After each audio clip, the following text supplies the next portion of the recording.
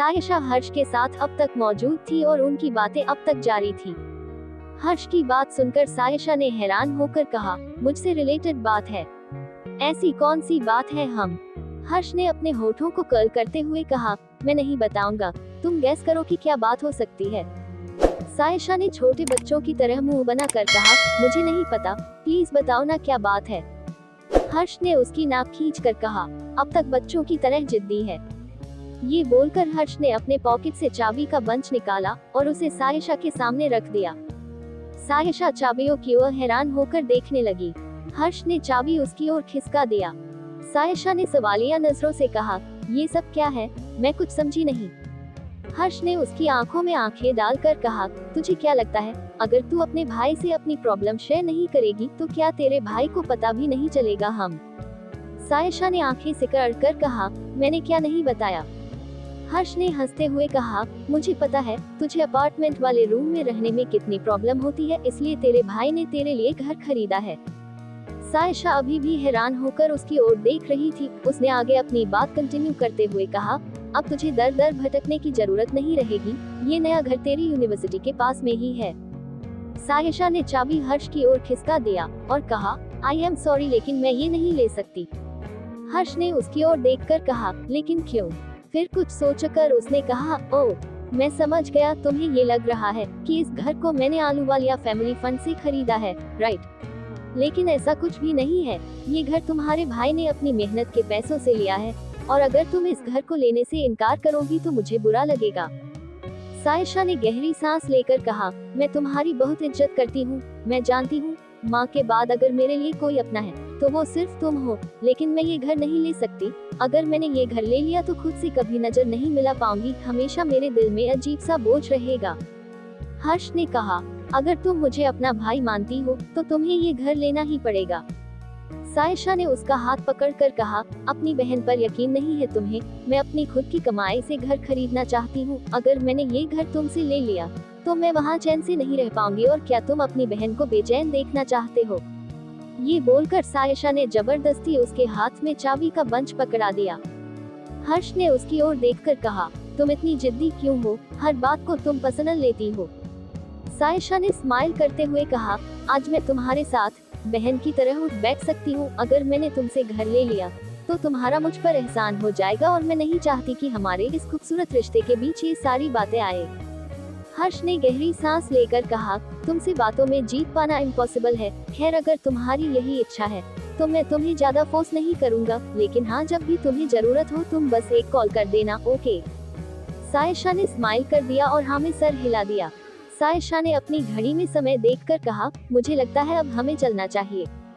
हर्ष ने bill pay किया और वो दोनों अपनी टेबल से उठकर होटल के एग्जिट डोर की ओर जाने लगे। इस वक्त वो दोनों हंसी मजाक कर रहे थे कि तभी सायशा की नजर होटल के रिसेप्शन में मौजूद साहिल और मिताली पर पड़ी। उन दोनों को देखकर सायशा मन में सोचने लगी, इन दोनों ने मुझे हर्ष के साथ देख लिया तो मेरा और आहूवालिया फैमिली के बीच का सच सभी के सामने आ जाएगा और ये मैं कभी होने नहीं देना चाहती। ये सोचकर सायशा ने हर्ष का हाथ पकड़ा और एग्जिट डोर की ओर तेजी से चलने लगी। अचानक सायशा के ऐसा करने से हर्ष को अजीब लगा। उसने उसकी ओर देखकर कहा, क्या बात है सायशा, तुम अचानक इस तरह क्यों बिहेव कर रही हो? सायशा ने उसे चुप रहने का इशारा किया और धीरे से कहा, यहाँ रिसेप्शन पर मेरी क्लासमेट है, मैं ये नहीं चाहती कि वो हम दोनों को साथ में देखे। हर्ष ने हैरान होकर कहा, लेकिन क्यों? सायशा ने धीरे से कहा, मैं तुम्हें बाद में बताऊंगी, फिलहाल यहाँ से चलो। हर्ष ने ओके कहा और वो दोनों एग्जिट डोर से बाहर की ओर जाने लगे। और उधर मिताली और साहिल ने उन दोनों को साथ में देख लिया था। मिताली ने हैरान होकर साहिल से कहा, क्या तुमने देखा, वो सायशा ही थी ना? साहिल भी सायशा को हर्ष के साथ देखकर हैरान था। साहिल ने कहा, हाँ, और उसके साथ में हर्ष आहूवालिया मौजूद था। ये बोलकर साहिल तुरंत एग्जिट डोर से बाहर निकला। इस दौरान हर्ष और सायशा काफी आगे जा चुके थे, लेकिन साहिल ने उन दोनों की साथ में फोटो क्लिक कर ली और खुद से बात करते हुए बोला, अभय सर के सबसे बड़े दुश्मन हर्ष आहूवालिया के साथ सायशा की तस्वीर अब पूरे ऑफिस में बवाल मचाने वाली है। ये बोलकर वो स्माइल करने लगा। तब तक वहाँ मिताली भी पहुँच गई। मिताली ने साहिल की ओर देखकर कहा, तुम क्या सोच रहे हो?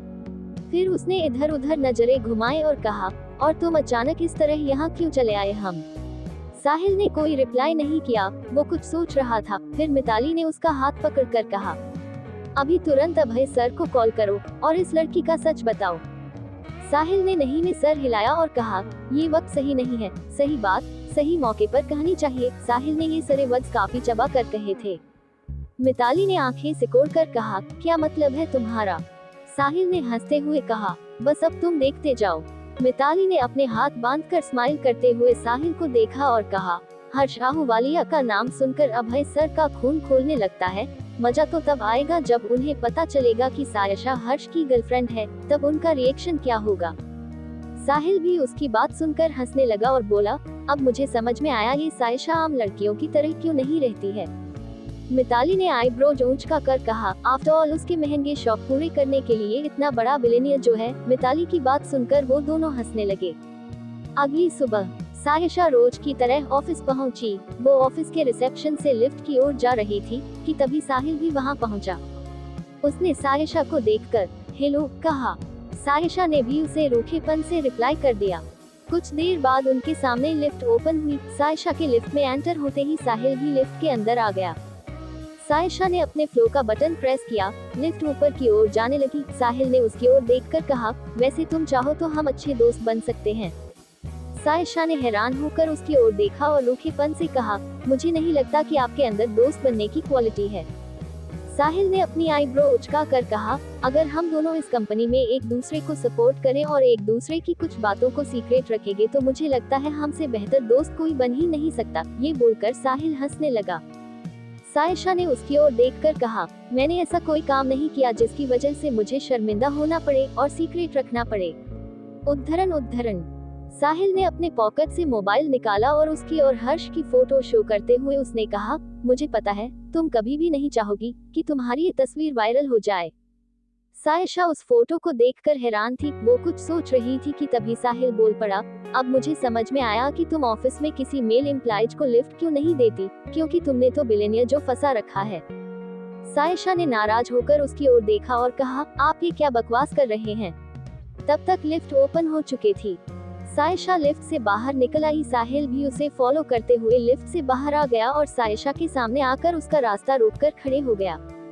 साहिल ने सीरियस होकर कहा, मैं बकवास नहीं कर रहा हूँ, कल मैंने खुद तुम्हें तुम्हारे बिलियनियर बॉयफ्रेंड के साथ देखा है और तुम्हें तो पता ही होगा तुम्हारा बिलियनियर बॉयफ्रेंड हमारे बॉस यानी अभय खन्ना का कितना बड़ा दुश्मन है, और जब उन्हें तुम्हारी तस्वीर के बारे में पता चलेगा तब वो तुम्हारा क्या हाल करेंगे, क्या कभी तुमने सोचा है। सायशा ने गहरी सांस ली और उसकी आंखों में आंखें डालकर कहा, मुझे ऐसा लगता है कि आप मेंटल सिक हैं, और अगर आप अभय सर को ये तस्वीर दिखाना चाहते हैं तो मुझे कोई प्रॉब्लम नहीं है। ये मेरी पर्सनल लाइफ है, इसलिए आप मुझे ब्लैकमेल करने की कोशिश न करें। एक्सक्यूज मी, मुझे बहुत काम है। ये बोलकर सायशा वहाँ से चले गए। उसके वहाँ से जाने के बाद साहिल ने खुद से बात करते हुए कहा, लड़की खुद पर बहुत घमंड है ना, अब देख तुझे कैसे मजा चखाता हूँ। केबिन में बैठकर सायशा अपनी फाइल चेक कर रही थी। कुछ देर बाद वहाँ रिया पहुँची। रिया को देखकर सायशा ने अपनी फाइल बंद किया और हंसते हुए कहा, मैं तुम्हारा ही वेट कर रही थी। रिया ने उसके पास आकर कहा, मुझे लगता है अगर मैं आपको लंच टाइम पर लेने ना आऊं तो आप तो लंच करना भी भूल जाओगे मैडम। सायशा ने झूठ मूठ का गुस्सा करते हुए कहा, मैं तुमसे नाराज हूँ, तुमने फिर से मुझे मैडम कहा, अब मैं तुम्हारे साथ लंच करने नहीं जाऊंगी। ये बात कहते वक्त सायशा के चेहरे और उसकी आवाज में शरारत थी। रिया ने तुरंत छोटे बच्चों की तरह अपने दोनों कान पकड़ लिया और कहा, नहीं प्लीज, मुझसे नाराज मत होना, तुम तो मेरी लकी स्टार हो, मैं तुम्हें सायशा ही कहूंगी। ये बात सुनकर सायशा हंसने लगी और वो दोनों ऑफिस के कैंटीन की ओर चले गए। वो दोनों वहाँ बैठकर लंच कर रहे थे कि तभी वहाँ राहुल पहुँचा। राहुल ने सायशा की ओर देखकर कहा, क्या आज डिनर और हम दोनों साथ में कर सकते हैं हम। सायशा ने उसकी ओर देखा और रिप्लाई किया, आई एम सॉरी, आज मैं डिनर के लिए किसी और के साथ जा रही हूँ। रिया भी सायशा के साथ मौजूद थी। रिया ने राहुल की ओर देखकर कहा, सायशा ने हमें बताया है ना कि उसका बॉयफ्रेंड है, तो बार बार तू उस पर चांस क्यों मार रहा है। उसकी बात सुनकर राहुल ने धीरे से उसके सर पर टपली मारकर कहा, इडियट, तुझे कुछ समझ में नहीं आता। इनकी ये बात सायशा तक पहुंच चुकी थी। राहुल ने उसकी ओर देखकर कहा, क्या कल हम दोनों साथ में लंच कर सकते हैं। सायशा ने उसकी ओर देखा और सपाट लहजे में कहा, मुझे ऑफिस में रिया के अलावा किसी और के साथ लंच करना बिल्कुल नहीं पसंद है। I am sorry. साहिल उनकी टेबल से कुछ दूर में बैठे हुए था और वो उन लोगों की सारी बात सुन पा रहा था। साहिल ने खुद से बात करते हुए कहा, जिसका हर्ष आहूवालिया जैसा बॉयफ्रेंड हो वो राहुल जैसे लोगों पर इंटरेस्ट क्यों दिखाएगी। और उधर अभय अपने केबिन में मौजूद था। उसने सायशा को फोन लगाया। सायशा ने कुछ देर बाद उसका फोन पिक किया। उसने सपाट लहजे में कहा, तुम्हें फोन उठाने में इतना वक्त क्यों लगा हम। सायशा का जवाब आया, अभय इस वक्त मैं ऑफिस कैंटीन में रिया के साथ लंच कर रही हूँ, उसके सामने मैं तुम्हारा कॉल रिसीव नहीं कर सकती थी ना। अभय ने कुछ सोचा और कहा, क्या तुम इस वक्त कैंटीन में हो। सायशा ने रिप्लाई किया, हाँ अभय। अभय ने बगैर कुछ कहे फोन कट कर दिया। वो कुछ सोच ही रहा था कि तभी रोजी ने उसके केबिन का डोर नॉक किया। अभय कम इन कहते ही वो केबिन के अंदर पहुंची। अभय ने बगैर उसकी ओर देखे, कहो क्या काम है। रोजी ने अभय की ओर देखकर कहा, सर लंच टाइम हो चुका है, मैं अभी आपके लिए आपके फेवरेट 5 स्टार होटल से लंच ऑर्डर कर देती हूँ। अभय ने उसकी ओर देखा और कड़क आवाज में कहा, क्यों, हमारे ऑफिस में भी तो कैंटीन है ना। अभय की बात सुनकर रोजी हैरान होकर आंखें फाड़कर उसे देखने लगी और उसके मुंह से कोई शब्द ही नहीं निकला। अभय ने उसकी ओर देखकर कहा, अब इस तरह मुझे आंखें फाड़कर क्यों देख रही हो, क्या मैं ऑफिस की कैंटीन में लंच नहीं कर सकता हम। उसकी आवाज सुनकर रोजी अपने ख्यालों से बाहर आए और उसने 2 बार हाँ में सर हिलाया। उसका मुंह अब भी खुला हुआ था। अभय ने बड़बड़ाते हुए कहा, क्या ये सारी लड़कियां एक तरह की होती है। रोजी ने मासूमियत से कहा, सर कुछ कहा आपने। अभय ने उसकी ओर देखा और कहा, मुझे इसी वक्त कैंटीन जाना है। रोजी ने हाँ में सर हिलाया और कहा, मैं अभी आपके लिए स्पेशल चेयर अरेंज करवाती हूँ। अभय अपनी चेयर से उठकर खड़ा हुआ और उसने सपाट लहजे में कहा, कोई जरूरत नहीं है, मैं कैंटीन में देखना चाहता हूँ कि हमारे एम्प्लॉय को कैसा खाना प्रोवाइड किया जाता है। रोजी ने हाँ में सर हिला दिया। अभय अपने केबिन से बाहर निकला और रोजी भी उसे फॉलो करती हुई उसके पीछे चल पड़ी। कुछ देर बाद अभय ऑफिस कैंटीन में पहुंचा। अभय को वहां देखकर सारे एम्प्लॉयज हड़बड़ाकर और अपनी अपनी चेयर से उठकर खड़े हो गए। अभय ने रोजी की ओर देखा। रोजी ने सभी की ओर देखकर कहा, आप सभी आराम से बैठकर खाना खाएं, किसी को फॉर्मेलिटी करने की जरूरत नहीं है। हालांकि ये कहते वक्त रोजी को भी बहुत अजीब लग रहा था, क्योंकि ये दूसरी बार था जब अभय कैंटीन पहुंचा था। अभय को कैंटीन में देखकर सायशा हैरान होकर उसकी ओर देखने लगी। इस वक्त उसके साथ राहुल और रिया मौजूद थे। अभय ने राहुल पर तिरछी नजर डाली। राहुल ने उसे विश किया। अभय ने हाँ में सर हिला दिया और उसकी चेयर के पास रुक गया। अभय को अपने पास देखकर राहुल और रिया अपनी चेयर से उठकर खड़े हो गए। सायशा भी अपनी चेयर से उठकर खड़ी हो गई। अभय ने उन्हें बैठने का इशारा किया और उसी की तरफ देखा। रोजी ने तुरंत हाँ में सर हिलाया और कुछ देर में वहाँ एक्स्ट्रा चेयर लगा दी गई। अभय चेयर पर सेटल हो गया। इस बीच उसने सायशा पर एक नजर भी नहीं डाली। राहुल ने अभय की ओर देखकर कहा, सर मुझे यकीन नहीं हो रहा है कि इस वक्त आप हमारे साथ हमारी टेबल पर मौजूद है। ये बोलकर उसने सायशा की ओर देखा और कहा, मैंने ठीक कहा ना सायशा। अभय को राहुल का सायशा के इतने करीब होना बिल्कुल अच्छा नहीं लग रहा था। वो सायशा को गुस्से से घूर कर देख रहा था। सायशा भी उसकी नजरों से उसके अनकहे अल्फाज अच्छी तरह महसूस कर रही थी। अभय को गुस्से में देख उसकी दिल की धड़कनें डर की वजह से और तेज चलने लगी थी। अभय क्या करेगा, क्या होगा आगे, जानने के लिए सुनते रहिए अभय। सायशा के साथ ऑफिस की कैंटीन में मौजूद था। इसके अलावा उनके साथ रिया, राहुल और अभय के पीछे रोजी भी हाथ बांधकर खड़ी हुई थी। राहुल को सायशा के साथ इतने फ्रेंडली होते देखकर अभय को कोई खास अच्छा नहीं लगा। उसने राहुल की ओर घूर कर देखा और कहा, क्या तुम और सायशा एक डिपार्टमेंट में काम करते हो हम। ये बात सुनकर राहुल ने हंसते हुए रिप्लाई किया, नहीं सर, मैं तो डिफेंस डिपार्टमेंट में हूँ। अभय ने कोई रिप्लाई नहीं दिया। सायशा को इतने कम दिनों में अभय का नेचर समझ में तो आ चुका था कि वो उसे लेकर काफी पजेसिव है और उसे अच्छी तरह समझ आ रहा था कि अभय राहुल की क्लास लेने वाला है, और हुआ भी वही।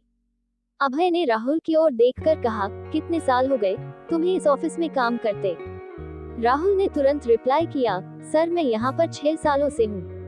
अभय ने रोजी की ओर देखकर कहा, हमारे वर्सोवा वाले ऑफिस में इनका ट्रांसफर कर दो, वहाँ डिफेंस डिपार्टमेंट में इनकी ज्यादा जरूरत है। ये बात सुनकर राहुल हैरान होकर अभय को देखने लगा। अभय ने उसकी ओर देखा और कहा, हमारे उस ऑफिस में तुम्हारा फ्यूचर ब्राइट है, जल्दी तुम्हें तुम्हारी ट्रांसफर पेपर मिल जाएंगे। अभय की बात सुनकर राहुल का चेहरा उतर गया, लेकिन वो कर भी क्या सकता था, इसलिए उसने बेमन से हाँ में सर हिला दिया।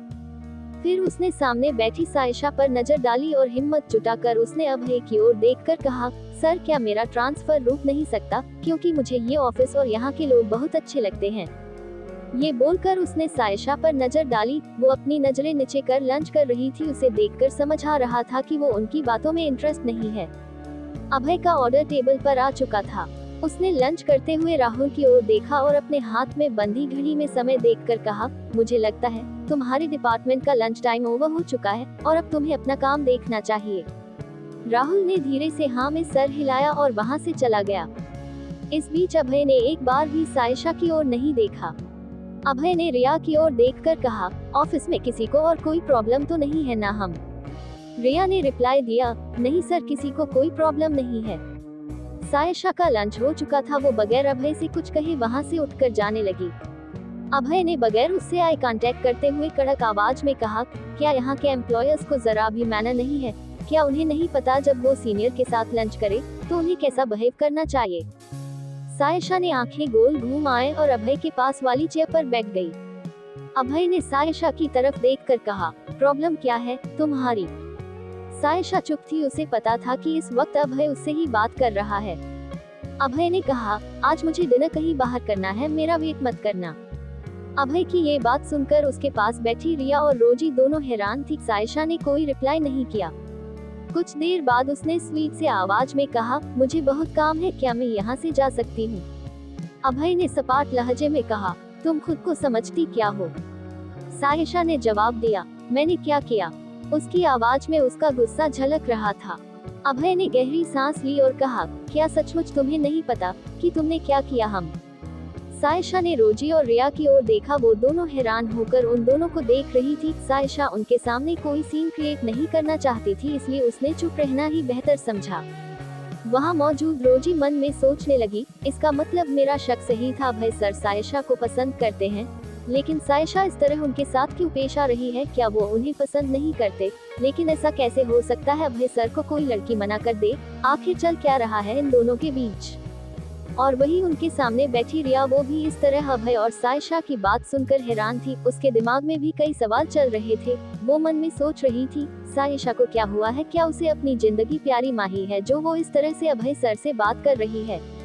उद्धरण, सायशा ने मन में सोचा, इस साइको से बहस करने से अच्छा है कि मैं यहाँ से चली जाऊँ। उसने टोन बदलकर स्वीट सी आवाज में कहा, सर मुझे बहुत लेट हो रहा है, मुझे कई प्रोजेक्ट फाइल रेडी करनी है। अभय ने धीरे से हाँ में सर हिला दिया और उसके हाँ में सर हिलाते ही सायशा वहाँ से चली गई। सायशा के जाने के बाद अभय ने रिया की ओर देखा और कहा, क्या अभी भी कोई है जो सायशा को परेशान कर रहा है? रिया ने कुछ सोचा और कहा, नहीं सर, सायशा को कोई भी परेशान नहीं कर रहा है।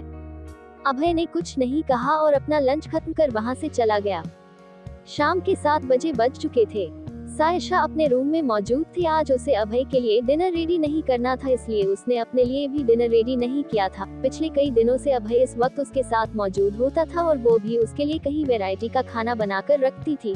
आज अभय के ना आने पर सायशा को घर पर खालीपन लग रहा था और उसे अपने लिए डिनर रेडी करने का बिल्कुल मन नहीं था, इसलिए अपने लिए उसने खाना बाहर से ऑर्डर कर लिया। उसका डिनर आ चुका था। इस वक्त वो डाइनिंग टेबल पर अकेले डिनर कर रही थी। अकेले खाना खाना उसे अजीब लग रहा था। उसने बड़ी मुश्किल से अपना खाना खत्म किया। रात के 10 बजे कब बज गए उसे पता ही नहीं चला। किचन की सफाई कर वो जैसे अपने बेड पर सोने गई, उसके पेट में अचानक जोरों से दर्द होने लगा। उसने अपने पैर फोल्ड कर लिए, लेकिन फिर भी उसका पेट दर्द ठीक नहीं हो रहा था। वो कुछ देर उठकर बैठ गई कि अचानक उसे वॉमिटिंग शुरू हो गई और उसकी आंखों के सामने अंधेरा छाने लगा। हल्के चक्कर आने लगे। उसे बहुत बेचैनी हो रही थी कि तभी उसके बेड पर रखा उसका मोबाइल बजा। वो पेट दर्द की वजह से इतनी ज्यादा परेशान थी कि उसकी हिम्मत ही नहीं पड़ रही थी कि वो अपना मोबाइल रिसीव कर पाए। वो अपने बेड के पास फर्श पर बैठकर पेट दर्द की वजह से रो रही थी। उसका फोन एक बार फिर से बजा। इस बार फोन की रिंग सुनकर उसने हिम्मत कर अपना फोन रिसीव किया। दूसरी ओर से अभय की आवाज आई, क्या कर रही हो तुम? हम फोन क्यों नहीं उठाया तुमने? सायशा ने बहुत मुश्किल से कहा, मेरी तबीयत ठीक नहीं है। सायशा की आवाज में उसकी तकलीफ झलक रही थी। दूसरी ओर से अभय उसकी तकलीफ समझकर तुरंत उसने फोन कट किया और सायशा के घर के लिए निकल पड़ा। इस वक्त सायशा को तेज पेट दर्द और लगातार उल्टियां हो रही थी। इस वजह से उसका बीपी लो हो गया और उसकी आंखों के सामने अंधेरा छाने लगा। रात के 11 ओ क्लॉक बज चुके थे। अभय उसके रूम पहुंचा और उसने जोर से डोर नॉक किया। सायशा दरवाजे पर अभय की आहट सुन पा रही थी, लेकिन उसमें दरवाजा खोलने तक की हिम्मत नहीं बची थी। और उधर अभय कंटिन्यू डोर नॉक कर रहा था। तभी उसे अपने पास एक्स्ट्रा चाबी का ख्याल आया। उसने अपने पॉकेट से एक्स्ट्रा चाबी निकाली और डोर ओपन किया। हड़बड़ा कर वो जैसे ही रूम के अंदर पहुंचा, सायशा को देखकर वो घबरा गया। इस वक्त सायशा फर्श पर बेहोश थी। अभय ने उसे गोद में उठाया और उसे लेकर हॉस्पिटल पहुंचा। सायशा को एडमिट कर लिया गया था। वो प्राइवेट वार्ड में एडमिट थी। इस वक्त वो बेहोश थी और उसे ड्रिप चल रही थी। अभय उसके बेड के पास रखे सोफे पर बैठकर उसे गौर से देख रहा था कि तभी वहां डॉक्टर पहुंचा। डॉक्टर को देखकर अभय अपनी जगह से उठकर खड़ा हुआ और हड़बड़ा कर उसने कहा, सायशा को क्या हुआ है?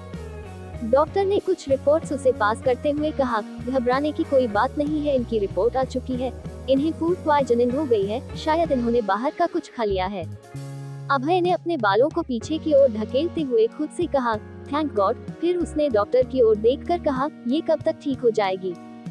डॉक्टर ने सायशा की नब्ज चेक की और कहा, इन्हें कई बार उल्टी और दस्त होने की वजह से बहुत कमजोरी आ गई है। बेहतर होगा अगर आप इन्हें डिस्चार्ज करने की जल्दबाजी न करें तो। उद्धरण। अभय ने जवाब दिया, बिल्कुल कोई जल्दी नहीं है, बस आप इसे ठीक कर दीजिए। डॉक्टर ने हाँ में सर हिलाया और डॉक्टर वहां से बाहर चले गए। अभय अब तक सायशा के होश में आने का वेट कर रहा था। इस वक्त उसका चेहरा कमजोरी की वजह से पीला पड़ चुका था और उसके गुलाबी होंठ का रंग भी हल्का ब्राउन हो गया था। अभय उसे बगैर पलके झपकाए गौर से देख रहा था। इस तरह कब उसकी नींद लग गई उसे पता ही ना चला।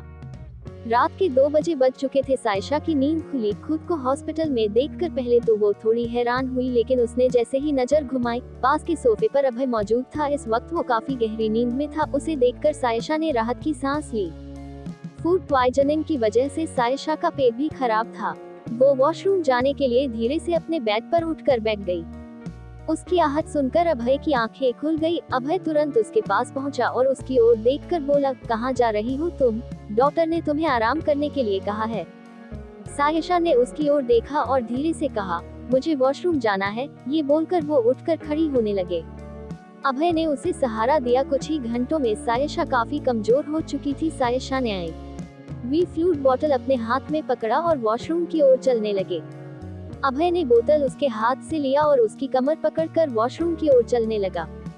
सायशा ने उसकी ओर देखकर कहा, मुझे वॉशरूम जाना है। अभय ने सपाट लहजे में कहा, मुझे पता है। सायशा ने थोड़ा शर्माते हुए कहा, तुम मेरे साथ क्यों आ रहे हो? मैं चली जाऊंगी।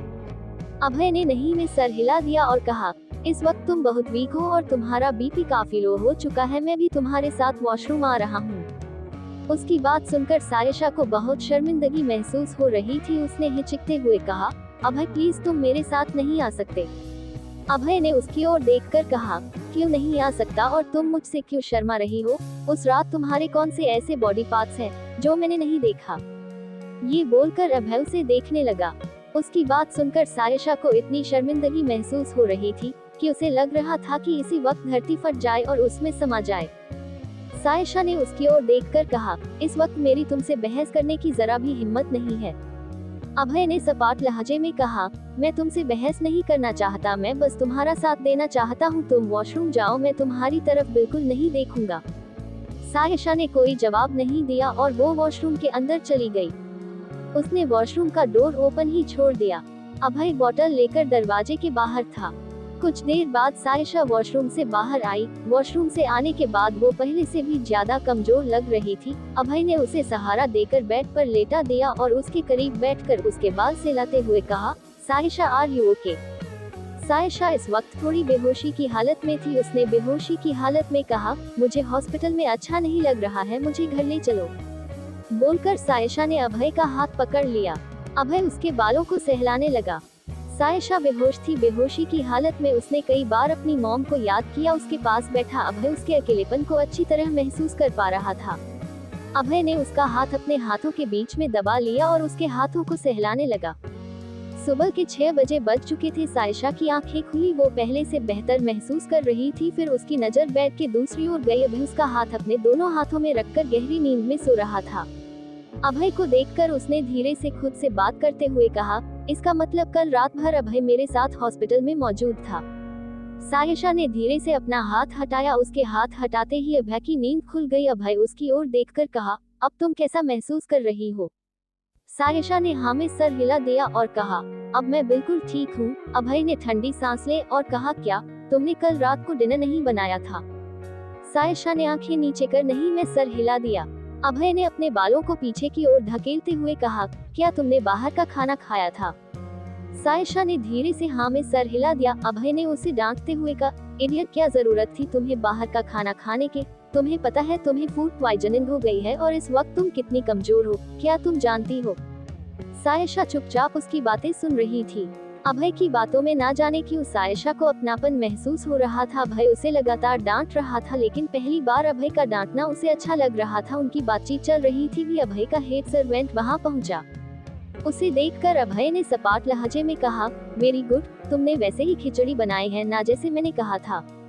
सर्वेंट ने हाँ में सर हिला दिया और लंच बॉक्स अभय के पास रखे टेबल पर रख दिया। अभय ने उसकी ओर देखकर कहा, तुम कुछ देर बाहर वेट करो, मैं अभी आता हूँ। ओके सर बोलकर सर्वेंट वहाँ से बाहर चला गया। उसके जाने के बाद अभय ने लंच बॉक्स ओपन किया। सायशा ने लंच बॉक्स देखकर कहा, अभय क्या तुम इतनी सुबह खिचड़ी खाओगे? अभय ने उसे गुस्से से घूर कर देखा और कहा, खिचड़ी में नहीं खाने वाला, ये तुम खाओगी।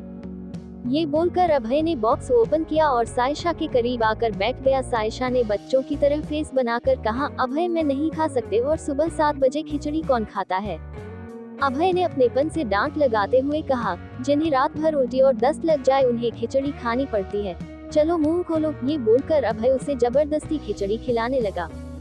सायशा ने छोटे बच्चों की तरह जिद करते हुए कहा, प्लीज मैं ऐसे नहीं खा सकती, यह खाकर मैं और बीमार पड़ जाऊंगी। अभय ने गहरी सांस लेकर कहा, तो फिर ठीक है, मैं अपना लगेज लेकर यही हॉस्पिटल रूम में शिफ्ट हो जाता हूँ। 10-12 दिन हम दोनों हॉस्पिटल में टाइम स्पेंड करेंगे। तुम खाना मत खाना, इंजेक्शन और गोलियां खाना। सायशा ने बेमन से खिचड़ी खाने के लिए मुंह खोला। अभय के चेहरे पर तिरछी स्माइल आ गई। उसने उसे खिचड़ी का एक बाइट खिलाया। सायशा उसे गौर से देख रही थी। क्या अब सायशा और अभय की प्रेम कहानी शुरू होगी? जानने के लिए सुनते रहिए। अभय और सायशा अब तक हॉस्पिटल के रूम में मौजूद थे। अभय सायशा को अपने हाथों से खिचड़ी खिला रहा था और सायशा उसे गौर से देख रही थी। अभय ने बगैर उससे आई कांटेक्ट किए कहा, क्या बात है, इस तरह क्यों देख रही हो मुझे? हम सायशा ने स्वीट सी आवाज में कहा, थैंक यू सो मच, मेरी मॉम की तरह मेरा केयर करने के लिए। सायशा की बात सुनकर अभय के चेहरे पर तिरछी स्माइल आ गई। उसने सायशा के बालों को सहलाते हुए कहा, मेरे रहते हुए तुम पर कभी कोई आंच नहीं आ सकती, हमेशा मुझ पर यकीन रखना। पहली बार अभय की बातों में सायशा ने गहराई महसूस की। सायशा ने हाँ में सर हिला दिया और वो अभय को देखकर सोचने लगी, इतना प्यारा इंसान है, क्यों लोग अभय खन्ना का नाम सुनकर दहशत में आ जाते हैं। इतने दिनों में तो मैंने कभी अभय का ऐसा कोई रूप नहीं देखा जिससे मुझे नफरत हो जाए। हाँ थोड़ा जिद्दी जरूर है, लेकिन क्यूट है।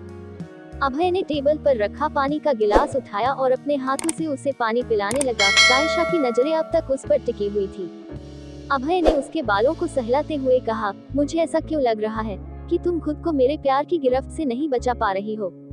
ये बात सुनकर सायशा ने तुरंत अपनी नजरें दूसरी ओर फेर ली। अभय ने कुछ सोचा और कहा, वैसे तुम्हें पता है कि मैं कोई भी काम यूं ही नहीं करता। ये बात सुनकर सायशा ने आंखें सिकोड़कर उसकी ओर देखा। अभय ने अपना गाल उसके होठों के सामने किया। सायशा ने धीरे से कहा, तुम कहना क्या चाहते हो? अभय ने अपने गालों को सहलाते हुए कहा, तुम खुद समझदार हो। सायशा ने रिप्लाई किया, मैं तुम्हें किस नहीं करूंगी। अभय ने उसकी ओर देखकर कहा, तो फिर ठीक है, मैं तुम्हें किस करूंगा और वो भी तुम्हारे होठों पर। सायशा ने तुरंत आंखें बंद की और उसके गालों के करीब अपने होंठ ले गई। सायशा को महसूस हुआ अभय ने उसके होठों को अपने होठों के बीच दबा लिया और वो डेस्परेटली उसे किस कर रहा है। सायशा ने अभय की सांसों को अपने चेहरे पर महसूस किया। सायशा ने अपनी आंखें खोली और खुद को अभय से दूर करने की कोशिश करने लगी, लेकिन अभय ने सायशा पर अपनी पकड़ काफी मजबूत कर रखी थी। सायशा ने अभय को धक्का देकर उससे छूटने की पूरी कोशिश की, लेकिन वो नाकामयाब रही। कुछ देर बाद अभय ने उसे छोड़ दिया और स्माइल करने लगा। ये देखकर सायशा ने बेड पर रखा पिलो उस पर मारते हुए कहा, अभय ये क्या बदतमीजी थी। लेकिन अभय ने उस पिलो को कैच कर लिया और सायशा के पास रख दिया। अभय ने सायशा की ओर देखकर कहा, तुम इतनी जिद्दी क्यों हो? क्यों मेरे करीब आने से डरती हो? आज तुम्हें वजह बतानी होगी।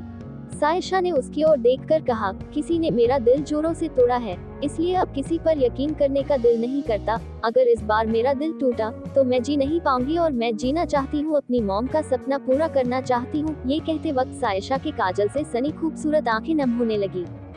अभय ने उसकी आंखों से आंसू पोंछा और कहा, सारे लड़के नमन की तरह नहीं होते, क्या मुझसे मिलने के बाद भी तुम्हें इस बात का एहसास नहीं हुआ? हम सायशा ने अपनी आंखें बंद कर ली और कहा, अभय मैं तुमसे प्यार नहीं करती, मुझे नहीं लगता कि मैं कभी तुमसे प्यार कर भी पाऊंगी। मैं तुम्हें अंधेरे में नहीं रखना चाहती, इसलिए आज ये सब कह रही हूँ। पूर्ण विराम उद्धरण उद्धरण। अभय ने उसके कंधे झकझोरते हुए कहा, आज तुम्हें बताना होगा कि तुम मुझसे प्यार क्यों नहीं कर सकती। क्या सचमुच दुनिया वालों की तरह तुम भी मुझे बुरा आदमी समझती हो? सायशा ने उससे अपने कंधे छुड़ा लिए और कहा, नहीं अभय, तुम बहुत अच्छे इंसान हो और मैंने तुमसे पहले भी कहा है, मेरी जैसी लड़की तुम्हें डिजर्व नहीं करती। तुम्हारे लिए इस दुनिया में कोई बहुत अच्छी लड़की कहीं ना कहीं इंतजार कर रही होगी, जो सही वक्त आने पर तुम्हें जरूर मिलेगी, लेकिन वो लड़की मैं नहीं हूँ। उसकी बात सुनकर अभय बेड से उठकर खड़ा हो गया। उसके चेहरे पर कोई भाव नहीं थे। उसने उसकी ओर देखा और कहा, मुझे तो ये छोटी सी जंगली बिल्ली पसंद है और मुझे पता है ऊपर वाले ने मेरे लिए इसी जंगली बिल्ली को बनाया है। ये बोलकर अभय सायशा को देखने लगा। फिर कुछ सोचकर अभय ने कहा, फिलहाल तुम्हें आराम करना चाहिए, मैं ऑफिस निकल रहा हूँ, तब तक तुम्हारे साथ हेड सर्वेंट रहेगा। किसी भी चीज की जरूरत हो तो बेझिझक मुझे कॉल कर देना। सायशा ने कोई रिप्लाई नहीं दिया। अभय उसके करीब गया और उसके बालों को सहलाते हुए उसके माथे पर किस किया और कहा, तुम बिल्कुल भी परेशान मत होना, मैं हर कदम पर तुम्हारे साथ हूँ। ये बोलकर अभय वो से चला गया।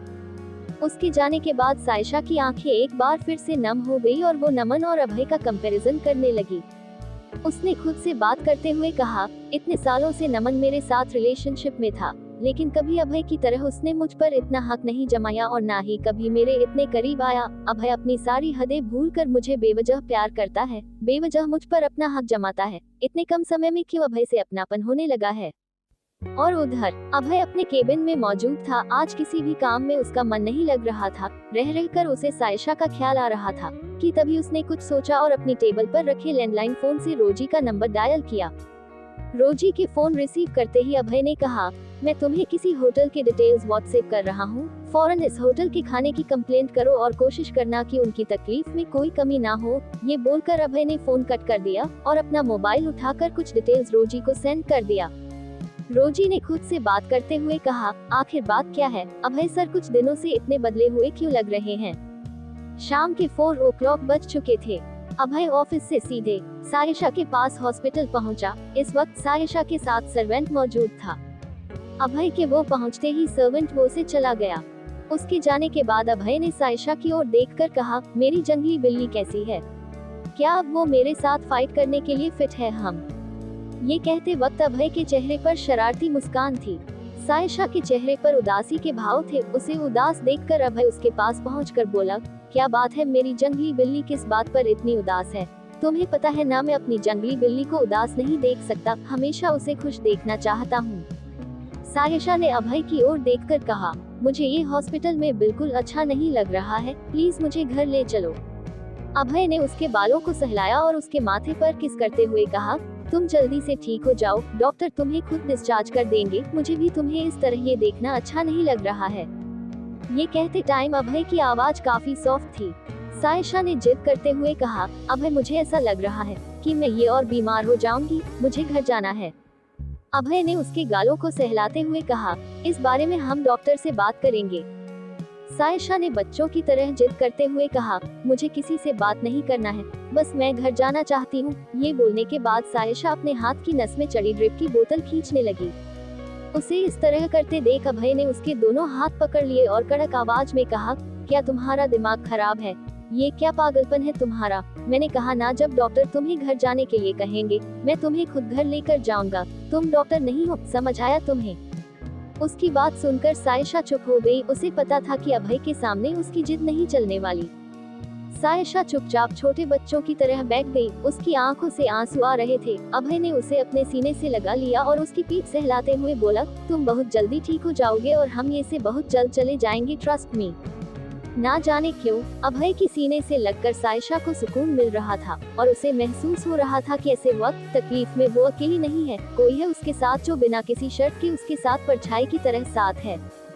सायशा ने अभय पर अपनी पकड़ मजबूत कर दी और धीरे से उसने कहा, मैं तुमसे प्यार नहीं करती और तुमसे शादी भी नहीं करना चाहती। ये सब जानने के बावजूद तुम हर बार क्यों मेरे इतने करीब आने की कोशिश करते हो। अभय के चेहरे पर स्माइल थी। उसने सायशा की आंखों में देखा और कहा, क्योंकि मुझे तुम्हारी तरह कहीं और ऐसी जिद्दी लड़की नहीं मिलने वाली। ये बोलकर अभय ने उसके माथे पर किस किया। शाम के 8 बजे बज चुके थे। अभय ने उसकी ओर देखा और कहा, तुम्हारा खाने का वक्त हो चुका है, घर से गर्मा गर्म खिचड़ी आ गई है। ये बोलकर अभय ने लंच बॉक्स ओपन किया।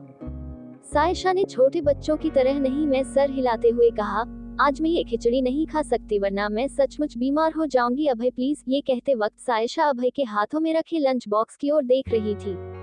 अभय के चेहरे पर हल्की स्माइल आ गई। उसने कहा, ठीक है, तुम मेरा खाना खा लेना और मैं तुम्हारा। सायशा ने तुरंत हाँ में सर हिला दिया। अभय के चेहरे पर बड़ी सी स्माइल थी। उसने अपना लंच बॉक्स सायशा को दे दिया और खुद खिचड़ी खाने लगा। कुछ देर बाद उनका खाना हो चुका था। अभय ने सायशा की ओर देखकर कहा, क्या तुमने साहिल से ऑफिशियली लीव के बारे में बात कर ली है। सायशा ने नहीं में सर हिला दिया। अभय ने कुछ सोचकर कहा, अगर तुम चाहो तो मैं तुम्हारी हेल्प कर सकता हूँ। सायशा ने नहीं में सर हिलाया और जवाब दिया, नहीं अभय, मैं खुद बात कर लूंगी और वैसे भी कल तुमने जिस तरह सभी के सामने आकर कैंटीन में मुझसे जो सवाल जवाब किया है वो भी मुझ पर भारी पड़ने वाला है। अभय के चेहरे पर स्माइल थी। 2 दिन हॉस्पिटल में बिताने के बाद सायशा पूरी तरह ठीक हो चुकी थी। इस बीच अभय ने पूरी तरह से सायशा का ख्याल रखा था। हॉस्पिटल से डिस्चार्ज होने के ठीक चौथे दिन सायशा अपने टाइम पर ऑफिस पहुंची। वो जैसे ही ऑफिस पहुंची उसे महसूस हुआ कि उसके डिपार्टमेंट में काफी भीड़ है और सारे लोग अजीब नजरों से उसकी ओर देख रहे हैं। सभी लोगों को इस तरह देखते देख सायशा को अजीब लगा। सायशा जैसे ही ऑफिस के रिसेप्शन में पहुंची, उसने महसूस किया कि सारे एम्प्लॉयज उसकी ओर बहुत अजीब नजरों से देख रहे थे। ये देखकर सायशा को थोड़ा अजीब लगा और ऑफिस के एम्प्लॉय का बहुत बड़ा झुंड रिसेप्शन पर मौजूद था और वो लोग कंप्यूटर पर कुछ देख रहे थे। इसके अलावा हमेशा बिजी रहने वाले एम्प्लॉय से अपने मोबाइल पर बार बार कुछ तस्वीरों को देखते और फिर सायशा पर नजर डालकर एक दूसरे से धीरे धीरे कुछ बात करते। ये सब देखकर सायशा को बहुत अजीब लग रहा था। सायशा अपने केबिन की ओर आगे बढ़ने लगी कि तभी सायशा के पास पायल पहुंची। उसने उसके कंधे पर हाथ रख कर कहा, सायशा, क्या तुम्हें आज ऑफिस का माहौल थोड़ा अजीब नहीं लग रहा है। सायशा ने हैरान होकर कहा, हाँ, मैं भी वो पूछना चाहती थी कि सारे लोग इतनी भीड़ लगाकर क्यों रखे हैं, क्या कुछ बात है।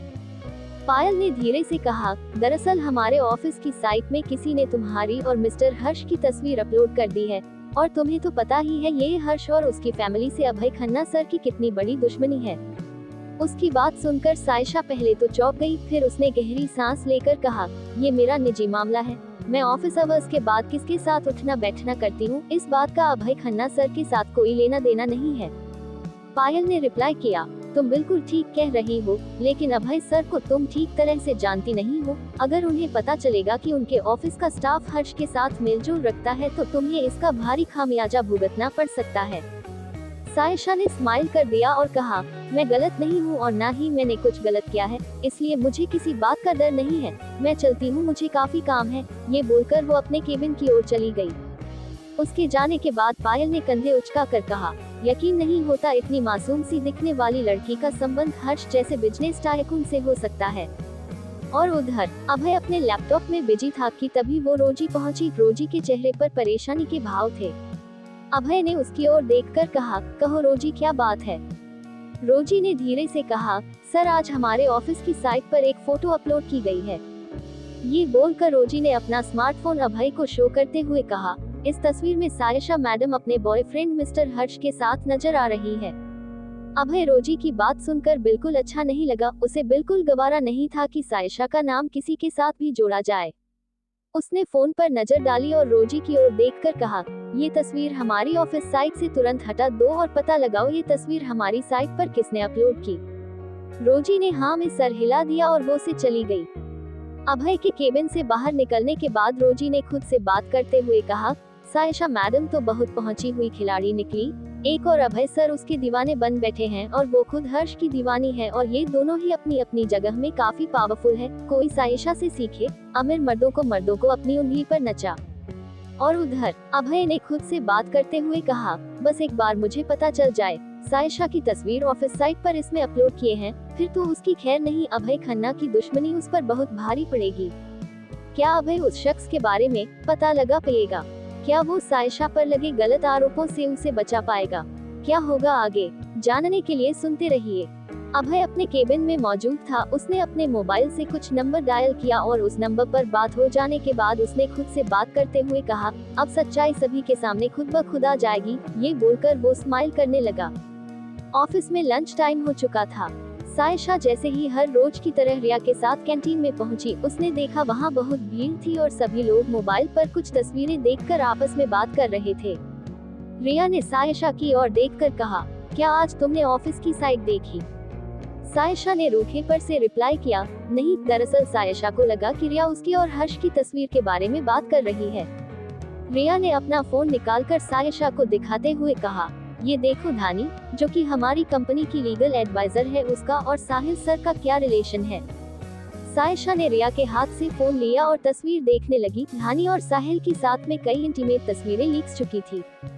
इन तस्वीर को देखने के बाद सायशा ने हैरान होकर रिया की तरफ देखा और कहा, ये सब क्या है? साहिल सर का अफेयर तो मिताली के साथ था ना?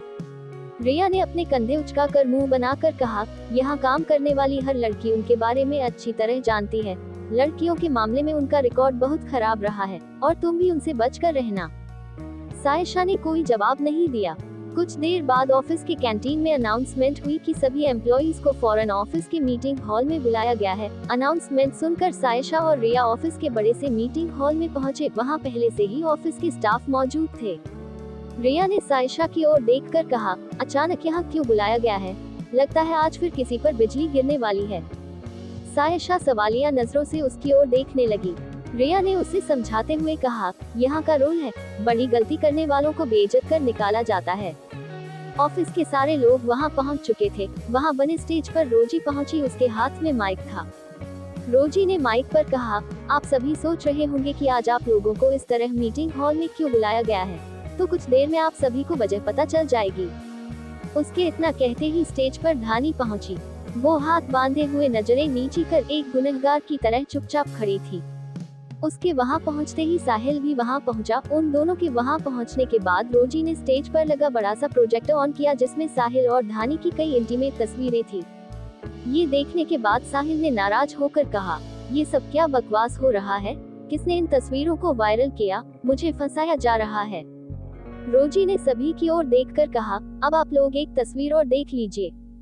इतना कहने के बाद हर्ष और सायशा की तस्वीर प्रोजेक्टर पर चलने लगी। ये देखकर सायशा को पहले तो कुछ समझ में नहीं आया, लेकिन रोजी ने आगे अपनी बात कंटिन्यू करते हुए कहा, सुबह हमारे ऑफिस साइट पर किसी ने छिपकर इस तस्वीर को वायरल किया था, ताकि इन तस्वीरों को उसे कर सायशा की बदनामी की जा सके। हर्ष आहूवालिया सायशा का दूर का रिश्तेदार है।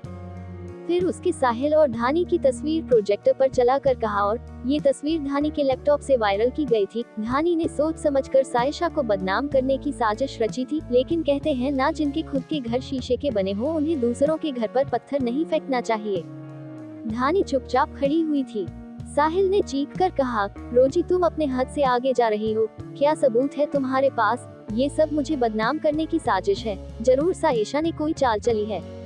रोजी ने माइक पर कहा, सायशा का इस बात से कोई लेना देना नहीं है, बल्कि इस मामले की तह तक अभय सर ने जांच की है। जो कुछ हो रहा है उनके कहने पर हो रहा है। अभय का नाम सुनकर साहिल चुप हो गया। रोजी ने धानी की ओर देखकर कहा, तुम्हारी जैसी घटिया सोच वाले एम्प्लॉय की इस ऑफिस को कोई जरूरत नहीं है। ऐसा मैं नहीं कह रही, अभय सर ने कहा है, तुम अपनी सैलरी लेकर यहाँ से हमेशा के लिए जा सकती हो।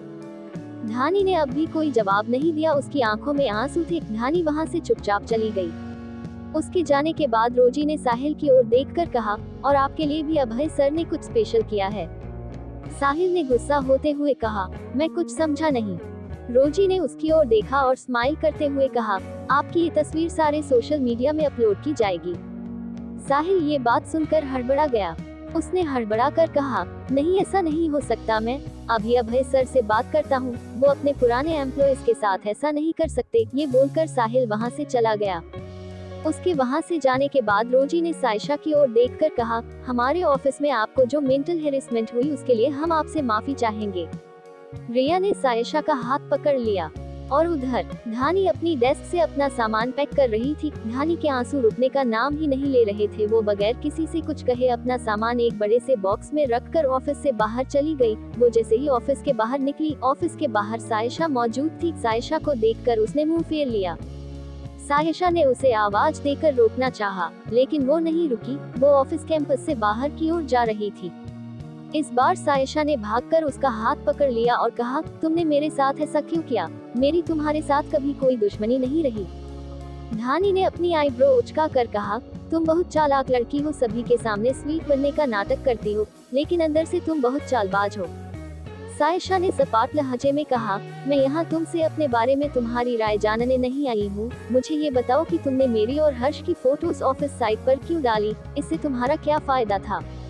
धानी ने उसकी ओर देखकर कहा, मैं तुम्हारी असलियत लोगों को दिखाना चाहती थी कि तुम अभय सर के दुश्मन की गर्लफ्रेंड हो। लेकिन ये बात कहते वक्त धानी के चेहरे में काफी तकलीफ और दर्द था और सायशा बखूबी उस बात को समझ रहे थे। सायशा ने उसका हाथ पकड़कर कहा, हर्ष मेरा बॉयफ्रेंड नहीं है, वो मेरा बड़ा भाई है। उसकी ये बात सुनकर धानी आंखें सीको अड़कर उसको देखने लगी। सायशा ने गहरी सांस लेकर कहा, कुछ ऐसी बातें हैं जिस वजह से मैं पब्लिकली उसे भाई नहीं कह सकती। अब तुम मुझे बताओ जी, किसके कहने पर तुमने ये तस्वीरें डाली थी? ना जाने क्यों धानी से दिल का गुबार आंसू बनकर सायशा के सामने उमड़ पड़ा। उसने रोते हुए कहा, सायशा आई एम सॉरी, मैंने तुम्हारे साथ बहुत गलत किया, लेकिन ट्रस्ट मी, ये सब मैंने साहिल के कहने पर किया था। सायशा ने उसके कंधे पर हाथ रख कर कहा, लेकिन साहिल के कहने पर तुमने इतना बड़ा स्टेप कैसे उठा लिया? धानी ने अपनी आंखें बंद की और रोते हुए कहा, मेरे फादर कैंसर के लास्ट स्टेज पर है। इस दुनिया में उनके अलावा मेरा कोई भी नहीं है।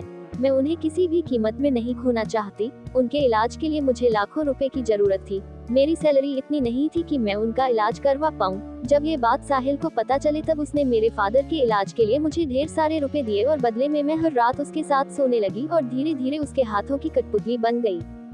ये बोलकर धानी फफक कर रो पड़े।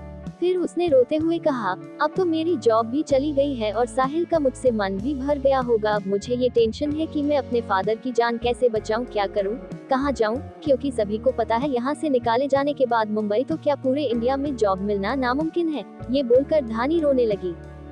धानी की बात सायशा के दिल तक पहुँच रही थी और उसे धानी की तकलीफ देखकर अच्छा नहीं लग रहा था।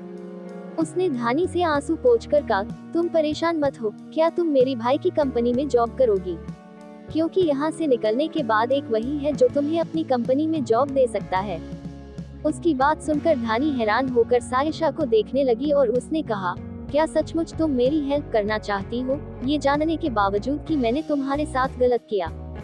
सायशा ने उसकी आंखों में देखकर कहा, तुमने गलत नहीं किया, बल्कि तुमसे गलत करवाया गया है और तुम्हारे फादर को कुछ हो गया तो मेरी जिंदगी भर अपने आप को माफ नहीं कर पाऊंगी। धानी ने हाथ जोड़कर कहा, सायशा मुझे माफ कर दो। सायशा ने उसे गले लगा लिया और उसके बालों को सहला कर कहा, अब तुम साहिल नाम के राक्षस के चंगुल से बचकर निकल चुके हो, अब कभी ऐसे रक्षक के चंगुल में मत फंसना। धानी ने हाँ में सर हिला दिया और उसे थैंक्स बोलकर वहाँ से चली गई। उसके जाने के बाद सायशा भी ऑफिस से निकल गई। रास्ते में उसने घर के कुछ जरूरी सामान खरीदा और जैसे ही घर पहुंचे, उसके अपार्टमेंट के बाहर अभय मौजूद था। अभय अपनी कार से निकलकर बाहर आया और सायशा को घूर कर बोला, तुम्हें घर आने में इतना लेट कैसे हो गया? मैं कब से तुम्हारा इंतजार कर रहा हूँ। सायशा ने अपने कंधे उचकाकर अपने हाथ में रखे बैग्स की ओर इशारा किया और कहा, मैं राशन लेने गई थी। अभय ने कोई जवाब नहीं दिया और सायशा के हाथ से सारे शॉपिंग बैग ले लिया। कुछ देर बाद वो दोनों घर पहुंचे। अभय ने सारे शॉपिंग बैग किचन में रख दिया। सायशा ने उसकी ओर देखकर कहा, क्या तुम कॉफी लोगे? अभय ने हाँ में सर हिला दिया। सायशा ने गैस पर कॉफी का बर्तन रख दिया और शावर लेने चली गई। अभय घर के लिविंग रूम में बैठकर मैगजीन पढ़ रहा था। कुछ देर बाद सायशा शावर लेकर बाहर आई। उसने व्हाइट कलर की घुटनों तक वन पीस कैरी किया हुआ था। उसके बालों से पानी की बूंदें उसके चेहरे से होकर फर्श पर गिर रही थी। लिविंग रूम में बैठा अभय मैगजीन के पीछे से नजरें चुराकर उसे देख रहा था। वैसे तो हर रोज सायशा उसे बेहद खूबसूरत लगती, लेकिन शावर लेने के बाद उसकी खूबसूरती और भी ज्यादा बढ़ चुकी थी। सायशा किचन से कॉफी के 2 मग लेकर अभय के सामने आकर बैठ गई। एक कॉफी का मग उसने अभय के हाथों में थमा दिया, भी टेबल पर रखी मैगजीन पढ़ने लगी। इस वक्त अभय को उसकी खूबसूरती पहले से भी ज्यादा अपनी ओर खींच रही थी। उसके गुलाबी होठों को देखकर ऐसा लग रहा था मानो गुलाब की पंखुड़ियां उसमें भीग गई हो। अभय बगैर पल के झपकाए सायशा को देख रहा था कि तभी सायशा की नजर अभय पर पड़े। उसकी नजर पड़ते ही अभय ने हड़बड़ाकर गर्म कॉफी पीने लगा। कॉफी इतनी ज्यादा गर्म थी कि अभय के होठ जल गए और अभय ने हड़बड़ाकर कॉफी का मग टेबल पर रख दिया। उसे देखकर सायशा ने हड़बड़ाकर कहा, अभय आर यू ओके? अभय ने बड़ी मुश्किल से कहा, कितनी गर्म कॉफी थी? ये बोलकर वो अपने होठ सहलाने लगा। सायशा ने उसकी ओर देखकर कहा, तुम रुको, मैं अभी स्प्रे लेकर आती हूँ, उससे तुम्हें आराम मिलेगा। ये बोलकर उसने लिविंग रूम मेरा का टेबल का डोर ओपन किया और फिस्ट एड लेकर अभय के करीब आ गई। इस वक्त अभय के बहुत करीब थी। उसने अभय से कहा, अपनी जबान दिखाओ मुझे, ये स्प्रे बहुत अच्छा है, अभी तुम ठीक हो जाओगे। अभय ने अपनी जबान बाहर निकाली। सायशा ने उसकी जबान पर स्प्रे किया। अभय बगैर पल के झपकाए सायशा को देख रहा था। उसका इस तरह देखना सायशा को बहुत अजीब लग रहा था। सायशा ने तुरंत खुद को उससे दूर किया, लेकिन इस बीच उसका बैलेंस बिगड़ गया और वो अभय की गोद में जा गिरी। इस बीच उनके होठ भी आपस में जा टकराए। गिरते वक्त अभय के होठ का कोना सायशा के दांतों के बीच दब गया। इस बीच अभय और सायशा दोनों एक दूसरे को देख रहे थे। सायशा ने खुद को अभय से दूर किया। उसने देखा कि अभय के होठ से ब्लड न आ रहा था। ये देखकर सायशा ने तुरंत उसके होठों के कॉर्नर को क्लीन किया। अभय ने अपने होठ से आ रहे ब्लड को अपनी उंगली में लेकर देखा और सायशा की ओर देखकर उसने कहा, अच्छा हुआ जो तुम डॉक्टर नहीं हो, वरना न जाने कितने पेशेंट अपनी जान से हाथ धो बैठते। ये कहते वक्त अभय की आवाज में उसकी शरारा झलक रही थी। सायशा ने उसकी बात का कोई जवाब नहीं दिया। उसने पास रखे फर्स्ट एड बॉक्स से कॉटन निकाली और अभय के होठों को क्लीन करने लगी। इस बीच अभय एक बार फिर उसे बगैर पल के झपकाए देखने लगा। सायशा ने धीरे से कहा, कुछ देर में ये चोट ठीक हो जाएगी। उन दोनों की बातचीत चल रही थी कि तभी सायशा का फोन बजा। सायशा ने जैसे ही फोन रिसीव किया, दूसरी ओर से हर्ष की आवाज आई, कैसी हो तुम? सायशा ने स्माइल करते हुए कहा, मैं बिल्कुल ठीक हूँ। सामने बैठा अभय गौर से सायशा को देख रहा था और उधर हर्ष ने कहा, मैं सोच रहा था क्यों ना कल हम दोनों दिन कहीं बाहर करें। सायशा ने धीरे से कहा, क्या तुम मेरी एक मदद करोगे? सायशा की ये बात सुनकर अभय उसे घूर कर देखने लगा। सायशा की बात सुनकर हर्ष ने कहा, क्या बात है, आज लाइफ में पहली बार मेरी छोटी बहन को भाई की मदद की जरूरत पड़ी है। सायशा ने हंसते हुए कहा, भाई दरअसल बात ही कुछ ऐसी है। हर्ष का जवाब आया, कहो क्या बात है? सायशा ने धीरे से कहा, दरअसल मेरी एक दोस्त को जॉब की जरूरत है, क्या तुम्हारी कंपनी में उसे जॉब मिल सकती है? हर्ष ने हंसते हुए कहा, अगर तुम्हारी दोस्त की सिफारिश मेरी छोटी बहन ने ना की होती तब तो उसे जॉब मिल पाना इम्पॉसिबल होता। ये बोलकर वो हंसने लगा। सायशा ने हंसते हुए कहा, ठीक है तो फिर कल सुबह मैं उसे तुम्हारे ऑफिस भेज देती हूँ, थैंक यू सो मच। हर्ष का जवाब आया, थैंक यू कहने से काम नहीं चलेगा, कल हम दोनों डिनर पर चलने वाले, ओके बाय। सायशा ने भी ओके बोलकर फोन कट कर दिया। फोन कट होने के बाद भी सायशा स्माइल कर रही थी। सामने बैठा अभय गुस्से से बोल पड़ा, ऐसी कौन सी हेल्प थी जिसे तुम्हें हर्ष से मांगना पड़ा? ये काम तो मैं भी कर सकता था, मुझसे क्यों नहीं कहा तुमने? अभय सायशा पर नाराज था। अब क्या करेगी सायशा, क्या होगा आगे, जानने के लिए सुनते रहिए पॉकेट एफएम। अभय सायशा के घर पर ही मौजूद था। उन दोनों का डिनर हो चुका था, लेकिन इस बीच अभय ने एक बार भी सायशा से कोई बात नहीं की थी। हालांकि सायशा ने कई बार उससे बात करने की कोशिश की, लेकिन अभय उसे कोई रिस्पांस नहीं दे रहा था। सायशा डाइनिंग टेबल पर रखा बर्तन समेट रही थी। अभय भी उसकी हेल्प कर रहा था, लेकिन वो अब तक उससे नाराज था। सायशा ने उसकी ओर देखकर कहा, तुम्हारे एटीट्यूड से मुझे समझ में आ चुका है कि तुम मुझसे नाराज हो। अगर मुझे वजह पता चल जाएगी तो कोशिश करूंगी कि वो गलती दोबारा ना हो। अभय ने बगैर उसकी ओर देखे कहा, मुझे लगता है हर्ष अहलूवालिया से ज्यादा मैं तुम्हारे नजदीक हूँ और तुम्हें कोई भी बात मुझसे शेयर करनी चाहिए, ना कि हर्ष के साथ। तुम्हें ये बात नहीं भूलनी चाहिए कि हर्ष वो इंसान है जो तुम्हें तकलीफ पहुँचाता है, उसकी फैमिली तुम्हारी इंसल्ट करती है। ये बोलकर अभय ने सायशा के हाथों से बर्तन लिया और किचन की ओर चला गया। सायशा भी किचन में पहुंची और उसने अभय से कहा, वो मेरा भाई है। अभय ने उसकी नजरों में नजरें डालकर कहा, और तुम मेरा प्यार हो। सायशा ने आंखें गोल घुमाकर कहा, क्या तुम्हें पता है मैंने हर्ष से किसकी जॉब के बारे में बात किया है? अभय सवालिया नजरों से उसकी ओर देखने लगा। सायशा ने कहा, धानी के बारे में। वो धानी है जिसे आज तुम्हारी कंपनी से जलील कर निकाला गया है। ये बात सुनकर अभय ने हैरान होकर कहा, क्या तुम्हारा दिमाग खराब है?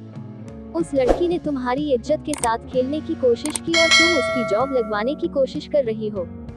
सायशा ने गहरी सांस ली और कहा, ऐसा ही गुस्सा मुझे भी उस पर आया था, लेकिन जब मुझे सच्चाई पता चली तो मेरे पैरों तले जमीन खिसक गई। अभय और सायशा बात करते हुए घर के लिविंग एरिया में रखे सोफे पर सेटल हो चुके थे। अभय उसकी सारी बातें गौर से सुन रहा था। सायशा ने आगे अपनी बात कंटिन्यू करते हुए कहा, साहिल अरोरा के कहने पर उसने ये सब किया था और इसकी वजह ये थी कि साहिल ने उसे हर रात अपने बिस्तर पर सोने के लिए मजबूर किया था और उसके बदले में उसके बीमार फादर का इलाज करवाता। धानी का उसके फादर के अलावा इस दुनिया में कोई भी नहीं है और अकेला होना क्या होता है ये मुझसे बेहतर कोई नहीं जानता। अभय उसकी बात सुनकर हैरान था। सायशा ने आगे अपनी बात कंटिन्यू करते हुए कहा, और तुम्हारी कंपनी से निकाले जाने का मतलब है कि कहीं धानी को जॉब नहीं मिलेगी। सिर्फ हर्ष ही ऐसा शख्स है जो उसकी मदद कर सकता है, बस इसलिए मैंने हर्ष को कॉल किया। अभय ने सपाट लहजे में कहा, अगर ये सारी बात तो मुझे पहले बता देती तो मैं धानी को वापस जॉब में रख लेता। हर्ष के पास जाने की क्या जरूरत थी? सायशा ने हंसते हुए कहा, क्या तुम्हें पता है, एक लड़की की इज्जत कांच की तरह नाजुक होती है।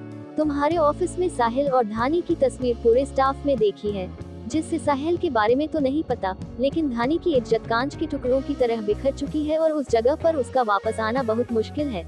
इसलिए मैंने हर्ष से बात की। सायशा की बात सुनकर अभय का गुस्सा पूरी तरह खत्म हो चुका था। अभय ने कुछ सोचकर कहा, मुझे यकीन नहीं होता साहिल अरोरा इतना घटिया आदमी हो सकता है। उसकी वाइफ उससे कितना प्यार करती है, उस पर कितना भरोसा करती है, ये बात पूरा ऑफिस जानता है और एक ये है जो अपनी वाइफ के भरोसे को इस तरह रौंद कर रख दिया। नफरत है मुझे साहिल से। सायशा के चेहरे पर तिरछी स्माइल थी। उसने कहा, अभय, सारे मर्द एक तरह होते हैं। जब एक औरत से उनका दिल भर जाता है तो वो उन्हें छोड़ने में जरा भी वक्त नहीं लगाते। अभय ने उसका हाथ पकड़ लिया और कहा, दूसरों के बारे में तो मैं नहीं जानता, लेकिन मैं तुमसे वादा करता हूँ कि तुम्हारे अलावा कभी किसी और लड़की से मैं प्यार नहीं कर पाऊंगा। सायशा ने तिरछी स्माइल दी और कहा, अभय, मुझे तुमसे कुछ और जरूरी बात भी करनी थी। अभय ने कहा, कहो, क्या बात है? सायशा ने गहरी सांस ली और कहा, मैं नॉर्दर्न यूनिवर्सिटी में लेक्चरर की जॉब करना चाहती हूँ। अभय उसकी बात सुनकर हैरान हो गया। उसने कहा, ये क्या बकवास कर रही हो तुम?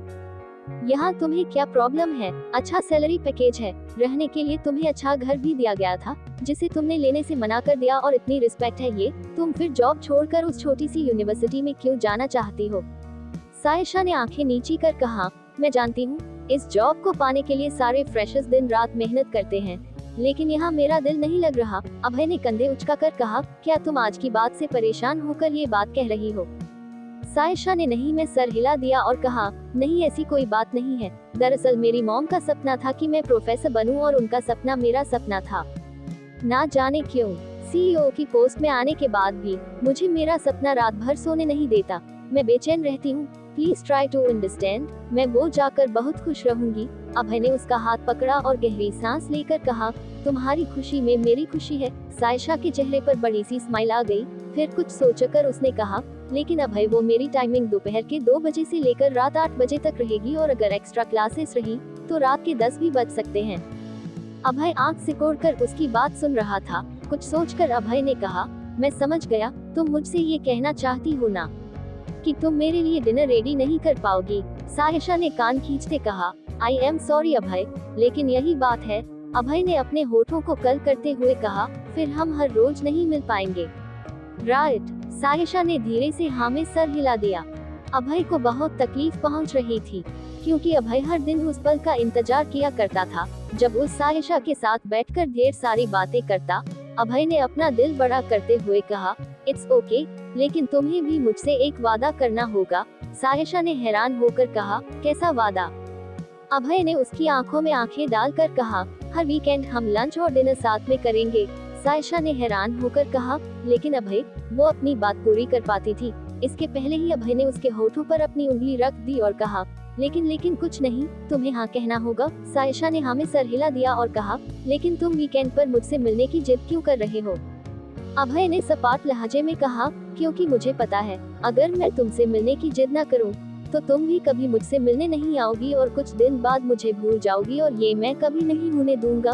सायशा ने जवाब में स्माइल कर दिया और अपने हाथों में बंधी घड़ी अपने घड़ी में समय देखकर अपनी स्वीट से आवाज में कहा, मुझे लगता है अब तुम्हें घर जाना चाहिए, कल से मैं यूनिवर्सिटी की जॉब ज्वाइन कर रही हूँ। अभय ने गहरी सांस लेकर कहा, तुम पहली ऐसी लड़की होगी जो अभय खन्ना में इंटरेस्ट नहीं दिखाती, वरना अभय खन्ना पर मरने वाली लड़कियों की कोई कमी नहीं है।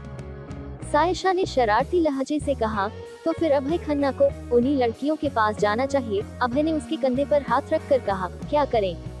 अभय खन्ना का दिल किसी जंगली बिल्ली पर जो आ गया है। ये बोलकर उसने सायशा के गाल खींचे और ऑल द बेस्ट बोलकर वहां से चला गया। उसके जाने के बाद सायशा न्यू नोट्स रेडी करने लगी, क्योंकि उसे पता था कि कॉलेज में स्टूडेंट्स को पढ़ाना इतना आसान नहीं होता जितना लोगों को लगता है। उसे अच्छी तरह पता था कि न्यू ज्वाइनिंग प्रोफेसर को स्टूडेंट कितना ज्यादा क्रॉस क्वेश्चन कर परेशान करते हैं, इसलिए वो अच्छी तरह से कल की क्लास के लिए खुद को प्रिपेयर कर रही थी। अगली सुबह 7 बजे सायशा टाइम पर कॉलेज पहुंच गई। पहला दिन होने की वजह से आज सायशा शाम को 5 बजे के घर वापस आ गई थी और घर वापस आकर एक बार फिर अपने नोट्स कंप्लीट करने में बिजी हो गई और उधर अभय सायशा को याद कर बेचैन हो रहा था। आज ऑफिस पर भी उसका सारा दिन उसे याद करने में ही बीत गया। अभय का किसी काम में मन नहीं लग रहा था।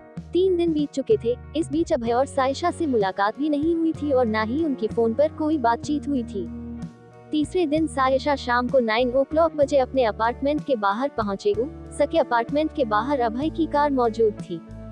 सायशा को देखते ही अभय अपनी कार से बाहर निकला और उसके सामने उसका रास्ता रोककर खड़ा हो गया। अभय को देखकर सायशा ने हैरान होकर कहा, तुम यहाँ? तुमने तो कहा था कि हम वीकेंड्स में मिलेंगे, तो फिर तुम अभी यहाँ क्या कर रहे हो? अभय ने रिप्लाई किया, हाँ मैंने कहा था, लेकिन मैं क्या करता, तुम्हें देखे बगैर मुझे बेचैनी हो रही थी, हर वक्त हर पल तुम्हें याद कर रहा था। ये बोलकर अभय सायशा के रिप्लाई का वेट करने लगा। सायशा ने उसकी ओर देखकर कहा, रात काफी हो चुकी है, मुझे लगता है हम वीकेंड्स में मिलकर बातें कर सकते हैं। अभय को सायशा पर बहुत गुस्सा आ रहा था। वो उसका चेहरा देखकर मन में सोच रहा था कि लड़की अपने आप को समझती क्या है। हम दोनों को मिले 6 महीने के ऊपर हो चुके हैं। पिछले 1 महीने से हम दोनों हर रोज डिनर साथ में करते हैं। बावजूद इसके एक बार भी इसने मुझे पलट कर कॉल नहीं किया और ना ही मुझे याद किया, और एक मैं हूँ जो इससे याद कर हर पल बेचैन हो रहा हूँ। अभय बगैर कुछ कहे उसे गौर से देख रहा था। सायशा ने जम्हाई लेते हुए कहा, अभय क्या तुम और कुछ कहना चाहते हो? अभय ने सपाट लहजे में कहा, सच सच कहना, क्या इस बीच तुमने एक बार भी मुझे याद नहीं किया? सायशा ने नहीं में सर हिला दिया और कहा, तुम्हें याद करने का मुझे वक्त ही नहीं मिला। ये बोलकर सायशा अलसाई नजरों से उसे देखने लगी। फिर सायशा ने अपनी घड़ी में समय देखा और कहा, अभय रात के 9 बजे बज चुके हैं। मैं कॉलेज कैंटीन में डिनर कर चुकी हूँ और मेरी जरा भी हिम्मत नहीं कि मैं तुम्हें कुछ बनाकर खिला सकूं या तुम्हें एंटरटेन कर सकूं।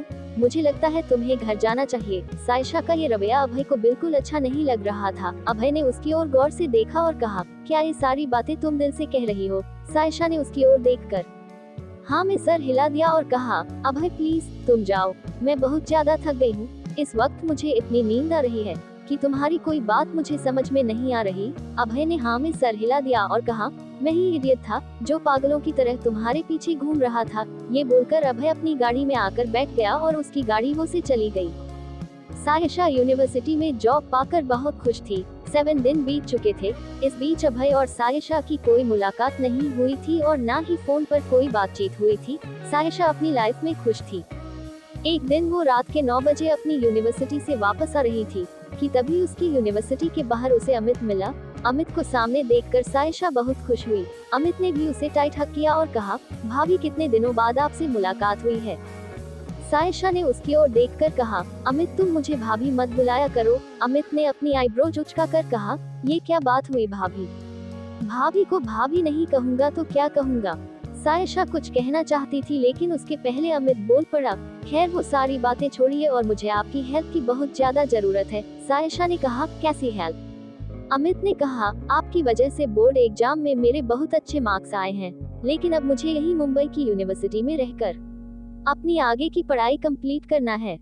सायशा ने स्माइल की और कहा, अमित पहली बात तुम्हारे मार्क्स तुम्हारी मेहनत की वजह से अच्छे आए हैं और दूसरी बात अगर तुम यहाँ रहकर पढ़ना चाहते हो तो उसमें प्रॉब्लम क्या है। अमित ने उसका हाथ पकड़ा और कहा, यही तो प्रॉब्लम है भाभी, मुंबई यूनिवर्सिटी के एंट्रेंस एग्जाम कितने टॉप होते हैं ये दुनिया जानती है और भैया बिल्कुल नहीं चाहते कि मेरा ये साल खराब हो, इसलिए उन्होंने मुझे न्यूयॉर्क भेजने का प्लान बनाया है और मैं वहाँ बिल्कुल नहीं थी जाना चाहता। सायशा ने स्माइल किया और कहा, ये तो बहुत छोटी सी बात है, तुम्हें अभय से बात करनी चाहिए। अमित ने अपने कंधे उचका कर कहा, लेकिन भैया के पास बात करने के लिए वक्त भी तो होना चाहिए, पता नहीं पिछले 8-10 दिन से उन्हें क्या हो गया है। वो घर भी काफी लेट आते हैं और ऑफिस के लिए भी काफी जल्दी निकल जाते हैं। मैं उनसे बात करने उनके ऑफिस भी गया था, लेकिन वो स्टाफ को बहुत बुरी तरीके से डांट रहे थे। मुझे लगता है भैया का मूड पिछले कई दिनों से अच्छा नहीं है, इसलिए मैं आपकी मदद लेने आया हूँ। सायशा ने अमित की बात सुनकर कहा, लेकिन मैं इसमें तुम्हारी कोई मदद नहीं कर सकती। अमित उसके सामने घुटनों पर बैठ गया और हाथ जोड़कर कहा, भाभी आप ही हैं जो मेरी हेल्प कर सकते हैं, प्लीज एक बार भैया से बात कर लीजिए और मेरी तरफ से सिफारिश कर दीजिए, मेरा काम बन जाएगा। सायशा ने गहरी सांस ली और कहा, अच्छा ठीक है, तुम अपने भैया को फोन लगाओ। अमित खुश होकर अपने पॉकेट से मोबाइल निकाला, अभय का नंबर डायल किया। दूसरी ओर से अभय की आवाज आते ही अमित ने खुश होकर कहा, भैया मैं यही मुंबई में रहकर पढ़ाई करने वाला हूँ और ये मैं नहीं कह रहा हूँ, भाभी कह रही हैं और आपको उनकी बात माननी पड़ेगी। अमित की बात सुनकर अभय ने रूखेपन से कहा, क्या बकवास कर रहे हो तुम। अमित ने कहा, मैं बकवास नहीं कर रहा हूँ, बिल्कुल ठीक कह रहा हूँ, लीजिए अब भाभी से बात कीजिए। अभय ने रूखेपन से जवाब दिया, मुझे किसी से कोई बात करने की जरूरत नहीं है। ये बोलकर उसने फोन कट कर दिया। क्या अभय और सायशा के बीच आएंगी दूरियां? जानने के लिए सुनते रहिए पॉकेट एफएम। अभय ने अमित का फोन कट कर दिया था। फोन कट होने के बाद अमित ने उदास होकर सायशा की ओर देखा और कहा, भैया ने फोन कट कर दिया। सायशा ने कुछ सोचकर कहा, एक बार फिर उन्हें फोन लगाओ। अमित ने डरते हुए अपनी आंखें बड़ी करते हुए कहा, भैया इस वक्त काफी गुस्से में लग रहे थे, अगर मैंने उन्हें दोबारा कॉल किया तो वो मुझसे और नाराज हो जाएंगे, और अगर वो नाराज हो गए ना तो फिर वो मुझे पढ़ने दूसरे प्लेनेट ही भेज देंगे। उसकी बात सुनकर सायशा के चेहरे पर स्माइल आ गई। उसने अमित से कहा, वो तुम्हारा भाई है, तुम्हारे लिए अच्छा ही सोचेगा, एक बार उन्हें फिर से कॉल करो। अमित ने सायशा की ओर देखा और धीरे से कहा, आर यू श्योर? सायशा ने हाँ में सर हिला दिया। अमित ने एक बार फिर अभय का नंबर डायल किया। इस बार उसने मोबाइल का स्पीकर ऑन कर दिया था। कुछ देर बाद अभय ने रूखेपन से कहा, कहो अमित क्या बात है। अमित उसकी आवाज सुनकर पहले तो हड़बड़ा गया, लेकिन सायशा ने उसके कंधे पर हाथ रखा और कुछ इशारा किया। अमित ने खुद को संभालते हुए कहा, भैया आपने फोन क्यों कट कर दिया, भाभी आपसे कुछ कहना चाहती थी। अभय ने उसकी बात सुनकर थोड़े कड़क लहजे में कहा, उसके पास भी मेरा मोबाइल नंबर है और उसके पास भी पर्सनल मोबाइल है, अगर उसे मुझसे बात करने का इतना ही शौक है तो वो मुझसे डायरेक्ट बात कर सकती है। ये बोलकर अभय ने फोन कट कर दिया। अभय के फोन कट करने के बाद सायशा ने कुछ सोचा और अमित से कहा, मुझे लगता है इस बार मैं भी तुम्हारी कोई मदद नहीं कर पाऊंगी, आई एम सॉरी।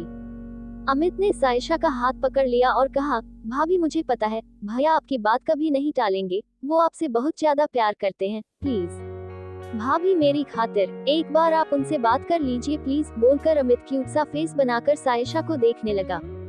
सायशा ने अपनी आंखें गोल घुमा कर कहा, तुम्हें पता है तुम्हारी और तुम्हारे भाई की कॉमन बात क्या है, तुम दोनों ना बहुत जिद्दी हो। ये बोलकर सायशा ने हैंड पर्स से अपना फोन निकाला और अभय का नंबर डायल किया। इस वक्त अभय के केबिन में 3 एम्प्लॉइज और रोजी मौजूद थे। अभय उन पर बेवजह गुस्सा कर रहा था कि तभी उसका फोन बजा। अपने मोबाइल स्क्रीन पर सायशा का नंबर डिस्प्ले होते देख अभय के चेहरे के भाव तुरंत बदल गए। उसके चेहरे का गुस्सा थोड़ा शांत दिखने लगा। उसे नॉर्मल होते देख उसके सामने मौजूद एम्प्लॉइज भी राहत की सांस ले रहे थे। अभय ने जैसे ही फोन रिसीव किया, दूसरी ओर से सायशा की स्वीट सी आवाज आई, अभय क्या तुमने डिनर किया? उसकी आवाज सुनकर अभय के चेहरे से उसका गुस्सा पूरी तरह गायब हो चुका था। अभय ने सपाट लहजे में कहा, नहीं। सायशा ने अपनी बात कंटिन्यू करते हुए कहा, क्या हम कहीं बाहर डिनर कर सकते हैं? मैंने भी अब तक डिनर नहीं किया। अभय ने धीरे से कहा, कहीं तुम मेरे साथ मजाक तो नहीं कर रही ना? ये कहते वक्त अभय की आवाज काफी सॉफ्ट हो चुकी थी। सायशा ने रिप्लाई किया, हमारा मजाक का रिश्ता तो नहीं है जो मैं तुम्हारे साथ मजाक करूंगी। अभय के चेहरे पर तिरछी स्माइल आ गई। उसने धीरे से कहा, ठीक है, मैं तुम्हें लोकेशन सेंड करता हूँ, बाय। ये बोलकर उसने फोन कट कर दिया। फोन कट करने के बाद अभय ने अपने सामने मौजूद एम्प्लॉइज की ओर देखा। अब का बदलता मिजाज देख वो सारे हैरान थे, क्योंकि कुछ देर पहले जो अभय बेवजह उन पर गुस्सा कर रहा था, वो एकदम नॉर्मल दिखाई दे रहा था। अभय ने उनकी ओर देखकर सॉफ्ट आवाज में कहा, मैं आप लोगों को लास्ट चांस दे रहा हूँ। इसके बाद अगर आप लोगों ने दोबारा अपनी गलती दोहराई तो आप लोगों की तकलीफ में कोई कमी नहीं होने दूंगा। एम्प्लॉइज ने हाँ में सर हिला दिया और वहाँ से चले गए। उनके जाने के बाद अभय अपनी चेयर पर बैठकर बेवजह स्माइल करने लगा। और उधर सायशा होटल सिल्वर स्पून में अमित के साथ अभय का वेट कर रही थी। कुछ देर में अभय वहां पहुंचा। अभय को देखते ही अमित अपनी चेयर से उठकर खड़ा हो गया और अभय के लिए उसने चेयर सेट की और वापस सायशा की पास वाली चेयर पर सेटल हो गया। अभय ने सायशा की ओर मेन्यू कार्ड पास करते हुए कहा, तुम्हें जो भी खाना है ऑर्डर कर लो। सायशा ने अमित की ओर देखा। अमित इस वक्त अपने फोन पर बिजी था। उसने अभय और सायशा की ओर देखकर कहा, भैया और भाभी आप दोनों बातें कीजिए, मैं यहाँ से चला। उसकी बात सुनकर सायशा ने आंखें बड़ी कर उसे हैरानी से देखा। अमित ने सायशा के कान में धीरे से कहा, भाभी ट्राई टू अंडरस्टैंड, कुछ इम्पोर्टेंट है, समझा करो, लव यू। ये बोलकर उसने सायशा को हक किया और अभय को बाय बोलकर वहाँ से चला गया। उसके वहाँ से जाने के बाद सायशा ने अभय की ओर देखकर कहा, तुम्हें जो भी खाना है तुम ऑर्डर कर लो। ये बोल सायशा दूसरी ओर देखने लगी। अभय उसे बगैर पल के झपकाए देख रहा था। अभय ने जिद करते हुए कहा, मैंने कहा ना, तुम ही ऑर्डर करोगी। सायशा ने अपनी आंखें गोल घुमाए और पास में खड़े वेटर को इशारा कर बुलाया और मेन्यू कार्ड गौर से देखकर उसने डिनर ऑर्डर कर दिया। कुछ देर बाद वेटर वहां सूप के 2 बोल रखकर चला गया। अभय ने सायशा की ओर देखकर कहा, तुम्हारा काम कैसा चल रहा है? सायशा ने स्माइल करते हुए कहा, बिल्कुल ठीक। ये बोलकर वो सूप के बोल में चम्मच गोल गोल घुमाने लगी। ये देखकर अभय ने कहा, अभी तक तुम्हारी आदत नहीं सुधरी, तुम इतना बेमन से खाना क्यों खाती हो, इसीलिए तो इतनी कमजोर हो। सायशा ने जवाब में स्माइल कर दिया। कुछ सोचकर अभय ने कहा, क्या तुम मुझसे कुछ कहना चाहती हो? सायशा ने हाँ में सर हिला दिया और कहा, दरअसल मैं तुमसे अमित के बारे में बात करना चाहती थी।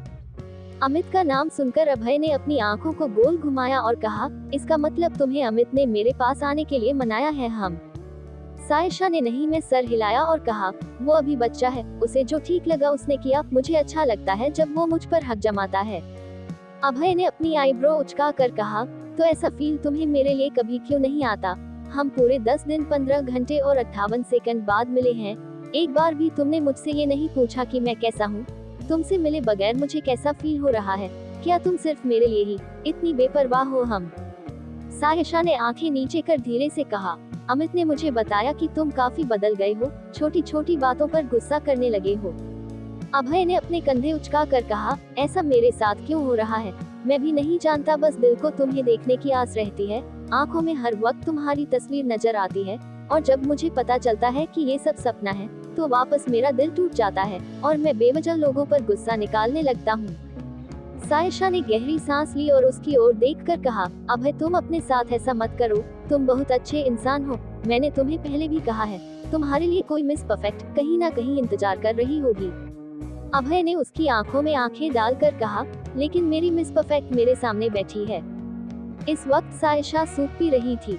अभय के अचानक ऐसा कहने से उसके गले में सूप फंस गया और उसे खांसी आने लगी। उसे खांसते देखकर अभय उसके पास वाली चेयर पर सेटल हो गया और उसे पानी का ग्लास पास कर दिया और धीरे से उसकी पीठ सहलाने लगा।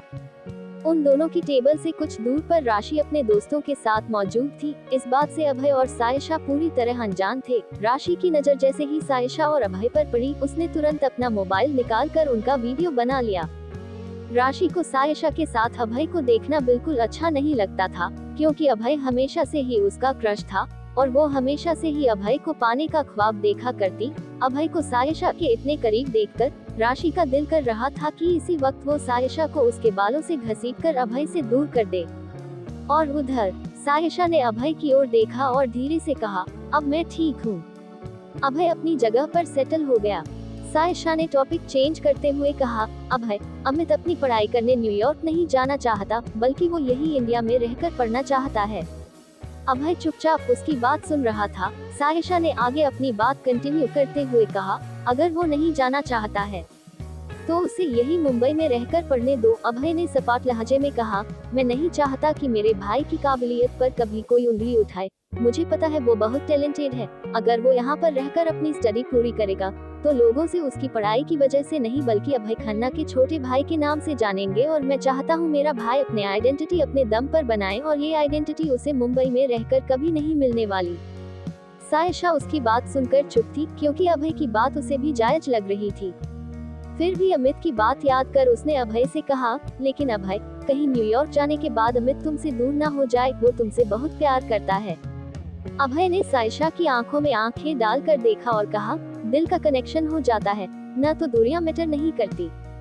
सायशा उसकी बात सुनकर चुप थी। उनका डिनर हो चुका था। वो दोनों बात करते हुए होटल के बाहर निकल आए। अभय ने सायशा की ओर देखकर कहा, अगर तुम चाहो तो मैं तुम्हें घर ड्रॉप कर सकता हूँ। सायशा ने उसकी ओर देखा और रिप्लाई किया, उसकी कोई जरूरत नहीं है, मैं खुद चली जाऊंगी। अभय ने जिद करना मुनासिब नहीं समझा और उसकी ओर देखकर कहा, उम्मीद करता हूँ हमारी अगली मुलाकात जल्दी होगी, चलता हूँ। ये बोलकर अभय वहाँ से चला गया।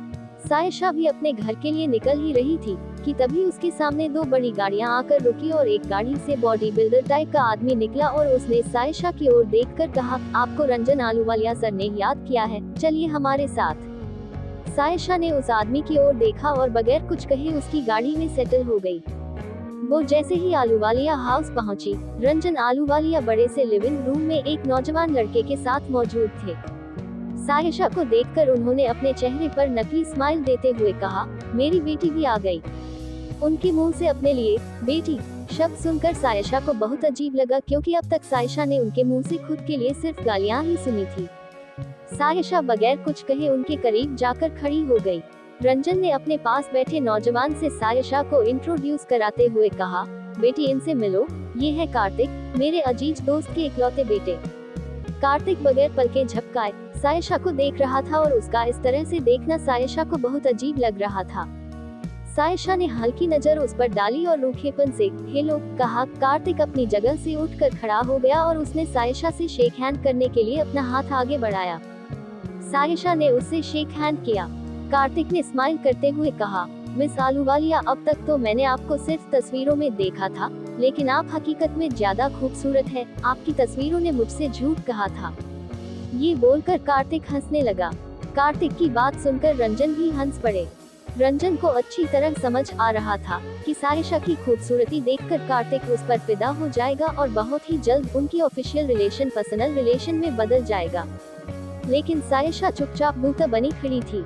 उसने रंजन की ओर देखकर कहा, आपने मुझे इतनी रात को क्यों बुलाया? उसकी ये बात सुनकर कार्तिक ने सवालिया नजरों से उससे पूछा, क्या आप आलूवालिया हाउस में नहीं रहती? क्या आप कहीं बाहर रहती हैं? ये कहते वक्त कार्तिक उसे देखकर बिना वजह स्माइल कर रहा था। सायशा ने उसकी ओर देखकर जैसे ही कुछ कहना चाहा, उसके पहले रंजन बीच में बोल पड़े, हाँ, ये यूनिवर्सिटी में पढ़ाती है और यहाँ से उसकी यूनिवर्सिटी काफी दूर है, इसलिए उसने यूनिवर्सिटी के पास रेंट पर घर ले रखा है। ये बात सुनकर कार्तिक ने हंसते हुए कहा, मिस आलूवालिया, इसका मतलब आप टीचर हैं? सायशा ने उसे घूर कर देखा और कहा, जी हाँ। कार्तिक उसकी बेरुखी अच्छी तरह समझ रहा था और ये बात रंजन बखूबी समझ रहे थे। रंजन ने सायशा की ओर देखकर कहा, तुम और कार्तिक यहाँ अकेले बैठकर कुछ बातें कर लो, मैं अभी आया। ये बोलकर रंजन वहाँ से जाने को हुए। उनकी ये बात सुनकर सायशा ने थोड़ा कड़क आवाज में कहा, मैं और कार्तिक अकेले में बात क्यों करें? हमें ऐसी क्या बात करनी है जो आपके सामने नहीं हो सकती? कार्तिक ने सायशा की ओर मुस्कुरा कर देखा और कहा, आफ्टर ऑल हमें एक दूसरे को समझने की जरूरत जो है, जिंदगी हम दोनों को साथ में बितानी है। सायशा ने उसकी ओर देखा और अपनी आंखें सिकोड़कर उसने कहा, क्या? फिर से कहिए, आपने क्या कहा? कार्तिक ने स्माइल करते हुए जवाब दिया, लगता है आप ऊंचा सुनते हैं। क्या आपको नहीं पता, बहुत जल्द हम दोनों की शादी होने वाली है। कार्तिक की बात सुनकर सायशा के पैरों तले जमीन खिसक गई। उसने कड़वी नजर से रंजन की ओर देखा और कहा, ये क्या बकवास कर रहा है? रंजन ने कड़क आवाज में जवाब दिया, सायशा तमीज से बात करो, ये तुम्हारा होने वाला पति है। सायशा ने आंखें सिकोड़कर कहा, क्या बकवास कर रहे हैं आप? मैंने आपकी पसंद के कभी कपड़े नहीं खरीदे और आप यहाँ मुझसे पूछे बगैर मेरी शादी तय करने की बात कर रहे हैं। फिर कुछ सोचकर सायशा ने कहा, ओह, अब मुझे समझ में आया, जरूर इस शादी से आपको कोई फायदा होगा। इसलिए आप अचानक से पिता बनकर जबरदस्ती फर्ज निभाने लगे। रंजन ने सायशा को घूर कर देखा और उसे डांटते हुए कहा, अब जो होगा वो मेरी मर्जी से होगा। क्या होगा आगे? क्या सायशा खुद को इस शादी से बचा पाएगी? जानने के लिए सुनते रहिए। सायशा रंजन के घर पर मौजूद थी और उनकी बातचीत अब तक जारी थी। रंजन की बात सुनकर सायशा ने गुस्सा करते हुए कहा, आपको मेरी फिक्र कब से होने लग गई? आपकी नजरों में मैं तो निहायत ही बदतमीज और बदचलन लड़की हूँ। फिर मेरी जैसे लड़की की शादी आपके दोस्त के बेटे कार्तिक के साथ कैसे हो सकती है? ठीक कहा ना मैंने? वहाँ मौजूद कार्तिक सायशा की बातें सुनकर हैरान था और वो सायशा की बातों को सुनकर समझने की कोशिश कर रहा था। अब तक वो समझ गया था कि सायशा और रंजन के संबंध कोई खास अच्छे नहीं है। उसके चेहरे में आए भाव को देखकर रंजन समझ गया था इसलिए उसने कार्तिक की ओर देखा और बात बनाते हुए कहा, बेटे तुम इसकी बात को ज्यादा सीरियस मत लेना, ये शादी के लिए रेडी नहीं है, इसलिए ये सारे ड्रामे कर रही है। हालांकि रंजन की बात का कार्तिक पर कोई असर नहीं हुआ था। वो सायशा के चेहरे पर आए गुस्से को अच्छी तरह समझ पा रहा था। सायशा ने रंजन की ओर देखकर कहा, आप मेरी शादी कार्तिक से करवा कर कार्तिक से रिश्तेदारी जोड़ने की कोशिश क्यों कर रहे हैं? बल्कि मुझसे कहीं ज्यादा बेहतर आपकी बेटी राशि है। आपको उसकी शादी कार्तिक से कर देनी चाहिए और उन दोनों की शादी होने से आपको ज्यादा प्रॉफिट होगा।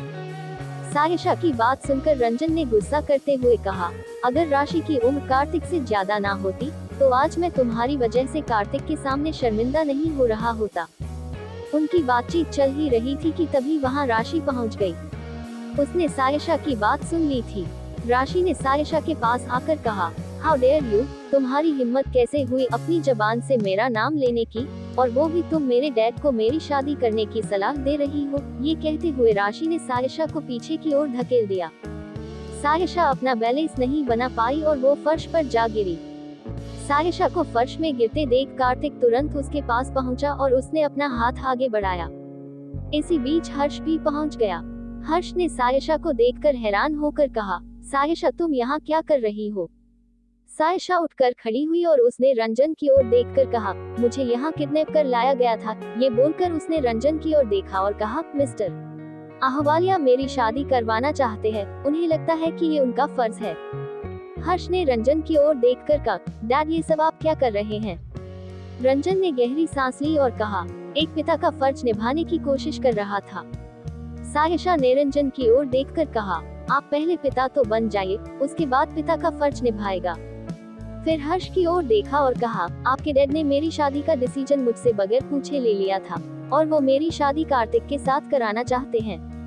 हर्ष ने गहरी सांस ली और आंखें बंद कर उसने कुछ सोचा और कार्तिक की ओर देखकर उसने कहा, कार्तिक तुम बहुत अच्छे इंसान हो, लेकिन सायशा और तुम्हारी शादी इम्पॉसिबल है। आज यहाँ जो कुछ हुआ उसके लिए मैं तुमसे हाथ जोड़कर माफी मांगता हूँ। ये बोलकर हर्ष ने अपने हाथ जोड़ लिए।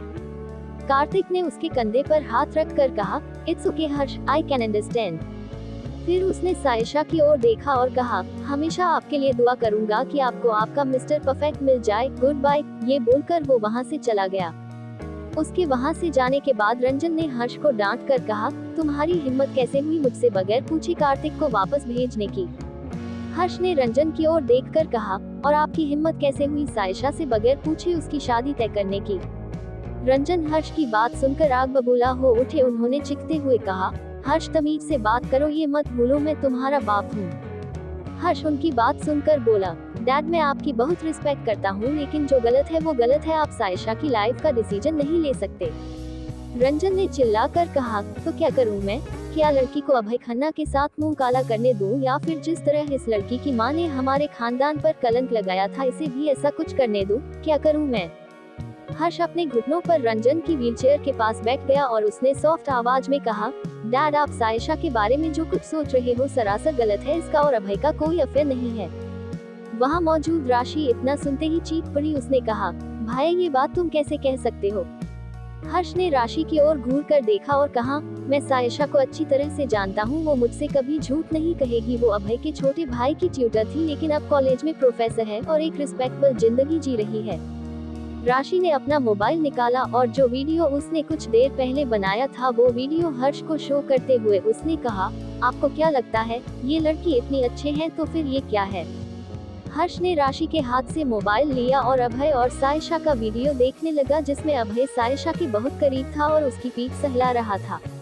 ये देखकर हर्ष का खून खोलने लगा। उसने वो वीडियो सायशा को दिखाते हुए कहा, सायशा ये सब क्या है?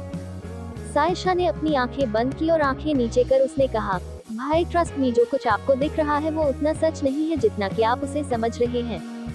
उसकी ये बात सुनकर हर्ष ने राशि का मोबाइल फर्श पर पटक दिया और चिल्लाकर कहा, तो फिर सच क्या है, बताओ मुझे। अपना फोन टूटते देखकर राशि हर्ष को देखकर बोली, भाई तुमने मेरा फोन क्यों तोड़ दिया?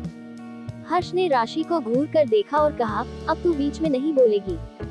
हर्ष ने सायशा के कंधे झकझोरते हुए कहा, सायशा मैं तुझ पर इतना भरोसा करता हूँ, तुम्हारे लिए अपनी डैड से लड़ बैठा, लेकिन तुम मेरे भरोसे को पल भर में रौंद कर रख दी।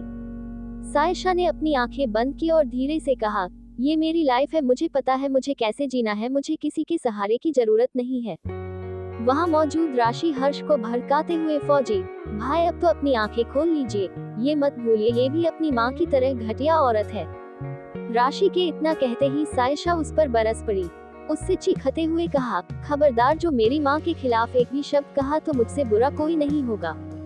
फिर उसने रंजन की ओर देखा और कहा, अगर आइंदा आपने मुझे इस तरह अपने गुंडे भेजकर यहाँ बुलाने की कोशिश की तो मैं आपके खिलाफ FIR दर्ज कर दूंगी। ये बोलकर उसने एक नजर हर्ष पर डाली और वहाँ से कहाँ चली गई। हर्ष ने उससे बात करने के लिए उसके पीछे चला गया। इस वक्त लिविंग एरिया में रंजन और राशि मौजूद थे। राशि मन में सोचने लगी, कैसे भी करके डैड को मनाना होगा। ये सोचकर वो रंजन की व्हीलचेयर के सामने उनके घुटनों पर अपना सर रख कर बैठ गई। रंजन ने उसके बालों को सहलाते हुए कहा, मेरी प्यारी बेटी है तू।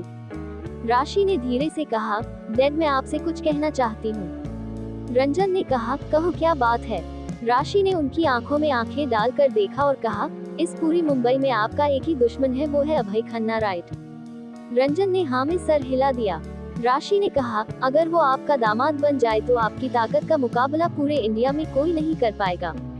राशि की बात सुनकर रंजन ने नाराज होकर कहा, क्या तेरा दिमाग खराब हो गया है? मैं अपने जीते जी सायशा की शादी अभय से कभी नहीं होने दूंगा। राशि ने तुरंत कहा, डैड आप गलत समझ रहे हैं, अगर सायशा की शादी अभय खन्ना से हो गई तो वो भी सायशा की तरह आपसे नफरत करेगा और दुश्मनी हमेशा याद रखेगा। रंजन ने कुछ सोचा और कहा, मैं कुछ समझा नहीं। राशि ने थोड़ा शर्माते हुए कहा, मैं अपने बारे में बात कर रही थी, अगर मेरी शादी अभय खन्ना से हो जाए तो फिर यकीन मानिए आप जैसा पावरफुल इंसान पूरे इंडिया में नहीं होगा। रंजन उसकी बात सुनकर नाराज होकर बोले, तेरी हिम्मत कैसे हुई ये बात कहने की? राशि ने उनका हाथ पकड़ लिया और कहा, डैड ट्रस्ट मी, ये सब आपकी खातिर कह रही हूँ, एक निशानी से दो शिकार हो जाएंगे। अगर मेरी शादी अभय से हो जाती है तो आपकी पावर बढ़ जाएगी और वही सायशा को कार्तिक से शादी करनी पड़ेगी। राशि की बात सुनकर रंजन कुछ सोचने लगे। राशि ने उनका हाथ पकड़कर कहा, डैड मैं आपसे बहुत प्यार करती हूँ और आपके खातिर मैं उस अभय खन्ना से भी शादी करने को तैयार हूँ। रंजन ने कुछ सोचकर कहा, लेकिन अभय बहुत जिद्दी किस्म का लड़का है, क्या वो अपनी दुश्मनी भुलाकर हमसे रिश्तेदारी करेगा? राशि ने स्माइल करते हुए कहा, वो जरूर करेगा डैड। रंजन ने कहा, मुझे तुम थोड़ा वक्त दो, इस बारे में सोचने के लिए मुझे कुछ वक्त की जरूरत है। राशि ने हाँ में सर हिला दिया और कहा, okay dad take your time. ये बोलकर राशि वहाँ से चली गई। और उधर हर सायशा के सामने उसका रास्ता रोककर खड़ा हो गया और उसकी आंखों में आंखें डालकर कहा, सायशा मुझे सब सच बताओ, झांसी में जो कहा था वो सब सच था? सायशा ने उसकी ओर देखा और कहा, अगर आपको उसकी बातें सच लगती है तो फिर आप मुझसे सवाल जवाब क्यों कर रहे हैं? अगर मुझ पर इतना यकीन है तो क्यों राशि के आधे सच को आप पूरा सच मान रहे हो? हर्ष ने अपने बाल पीछे की ओर धकेल हुए कहा, वो सब मुझे नहीं पता सायशा, लेकिन अब तुम उस अभय खन्ना के साथ कभी मत देखना, कभी भी नहीं, ये वादा करो मुझसे। ये बोल हर्ष ने सायशा के सामने अपने हाथ आगे कर दिए। सायशा ने उसके हाथ पर अपना हाथ रखकर कहा, मैं आपसे वादा करती हूँ मैं आगे से उसे कभी नहीं मिलूंगी। ये बोलकर सायशा बगैर कुछ कहे वहाँ से बाहर जाने लगी। हर्ष ने उसकी ओर देखकर कहा, रात काफी हो चुकी है, मैं तुम्हें तुम्हारे घर ड्रॉप कर देता हूँ। सायशा ने उसकी ओर देखा, उसकी आंखें नम थी। उसने नम आंखों से कहा, मैं कुछ देर अकेले रहना चाहती हूँ, मुझे किसी का साथ नहीं चाहिए। ये बोलकर सायशा अपने कदमों की रफ्तार तेज कर वहाँ से निकल पड़ी। उसके जाने के बाद हर्ष अपने घर पर आया, जो कि अब तक लिविंग रूम में मौजूद थे। हर्ष ने उनकी ओर देखकर कहा, डैड आज आपने जो सायशा के साथ किया वो आइंदा मत कीजिएगा। रंजन ने सपाट लहजे में कहा, तुम कौन होते हो मुझसे ये कहने वेलहारह ने उनकी ओर देखा और प्यार से समझते हुए बोला, आप ये क्यों भूल रहे हैं, जिस तरह मई और राशि आपके बच्चे हैं उसी तरह वो भी आपकी बेटी है, उसकी रागों में भी आपका ही खून दौड़ रहा है। मैं आपके हाथ जोड़ता हूँ, मत कीजिए उसके साथ ऐसा।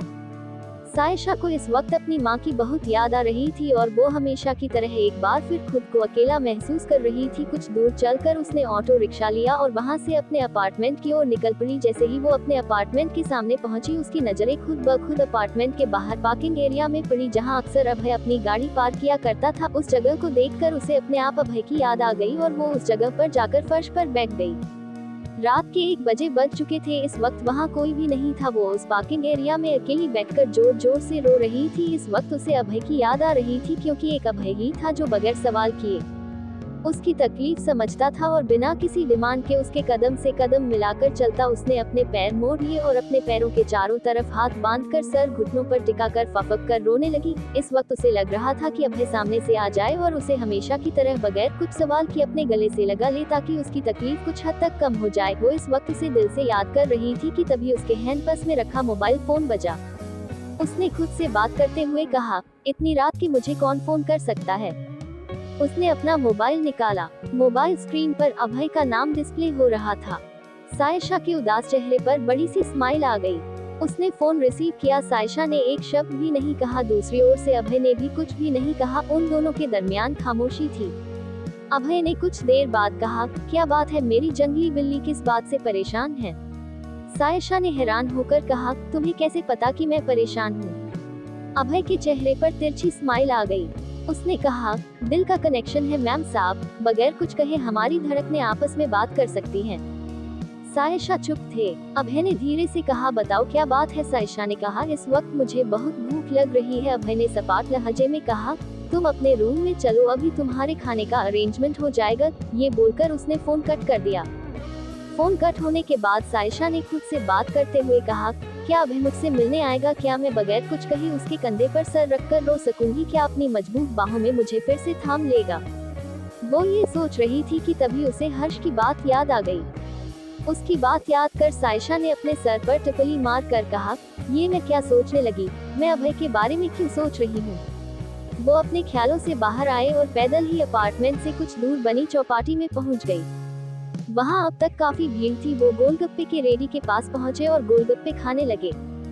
इस वक्त उसे सचमुच बहुत भूख लग रही थी। वो काफी जल्दी गोलगप्पे खा रही थी कि तभी उसकी पीठ पर किसी ने धीरे से हाथ रखा। उसने जैसे ही पीछे पलट कर देखा, वो हैरान रह गई और उसका मुंह खुला का खुला रह गया। आखिर कौन है वो शख्स जिसे देखकर सायशा हैरान रह गई। जानने के लिए सुनते रहिए पॉकेट एफएम।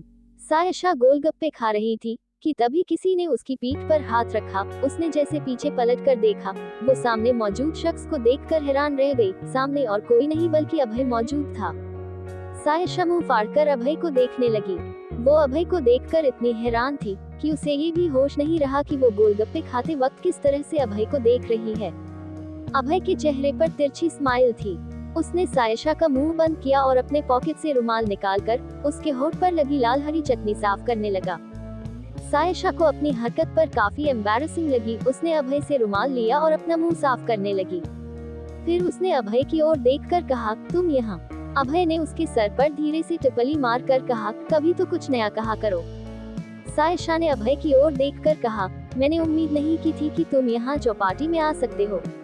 अभय ने अपनी आईब्रो उचकाकर इधर उधर देखा और अपने कंधे उचकाकर उसने कहा, तुम दुनिया के किसी भी कोने पर रहोगी, अभय तुम्हें ढूंढ निकालेगा। सायशा ने कोई जवाब नहीं दिया। उसने अभय की ओर देखकर कहा, क्या तुम गोलगप्पे खाना चाहोगे। अभय ने नहीं में सर हिला दिया और कहा, आई एम सॉरी, मैं अनहाइजीनिक चीजें नहीं खाता। सायशा ने अपने कंधे उचकाए और गोलगप्पे खाने लगी। अभय उसे देख रहा था। इस वक्त अभय के चेहरे पर हल्की सी स्माइल थी।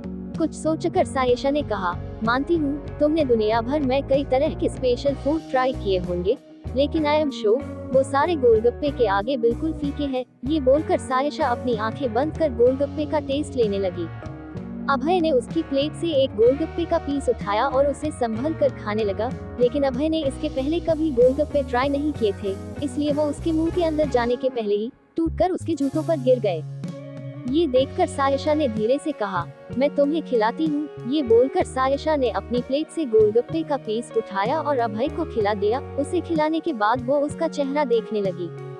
तीखा लगने की वजह से अभय की आंखें लाल हो गई थी, लेकिन उसने कुछ नहीं कहा।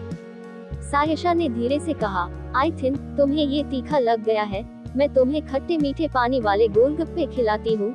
ये बोलकर सायशा ने एक और गोलगप्पे का पीस उसे खिला दिया।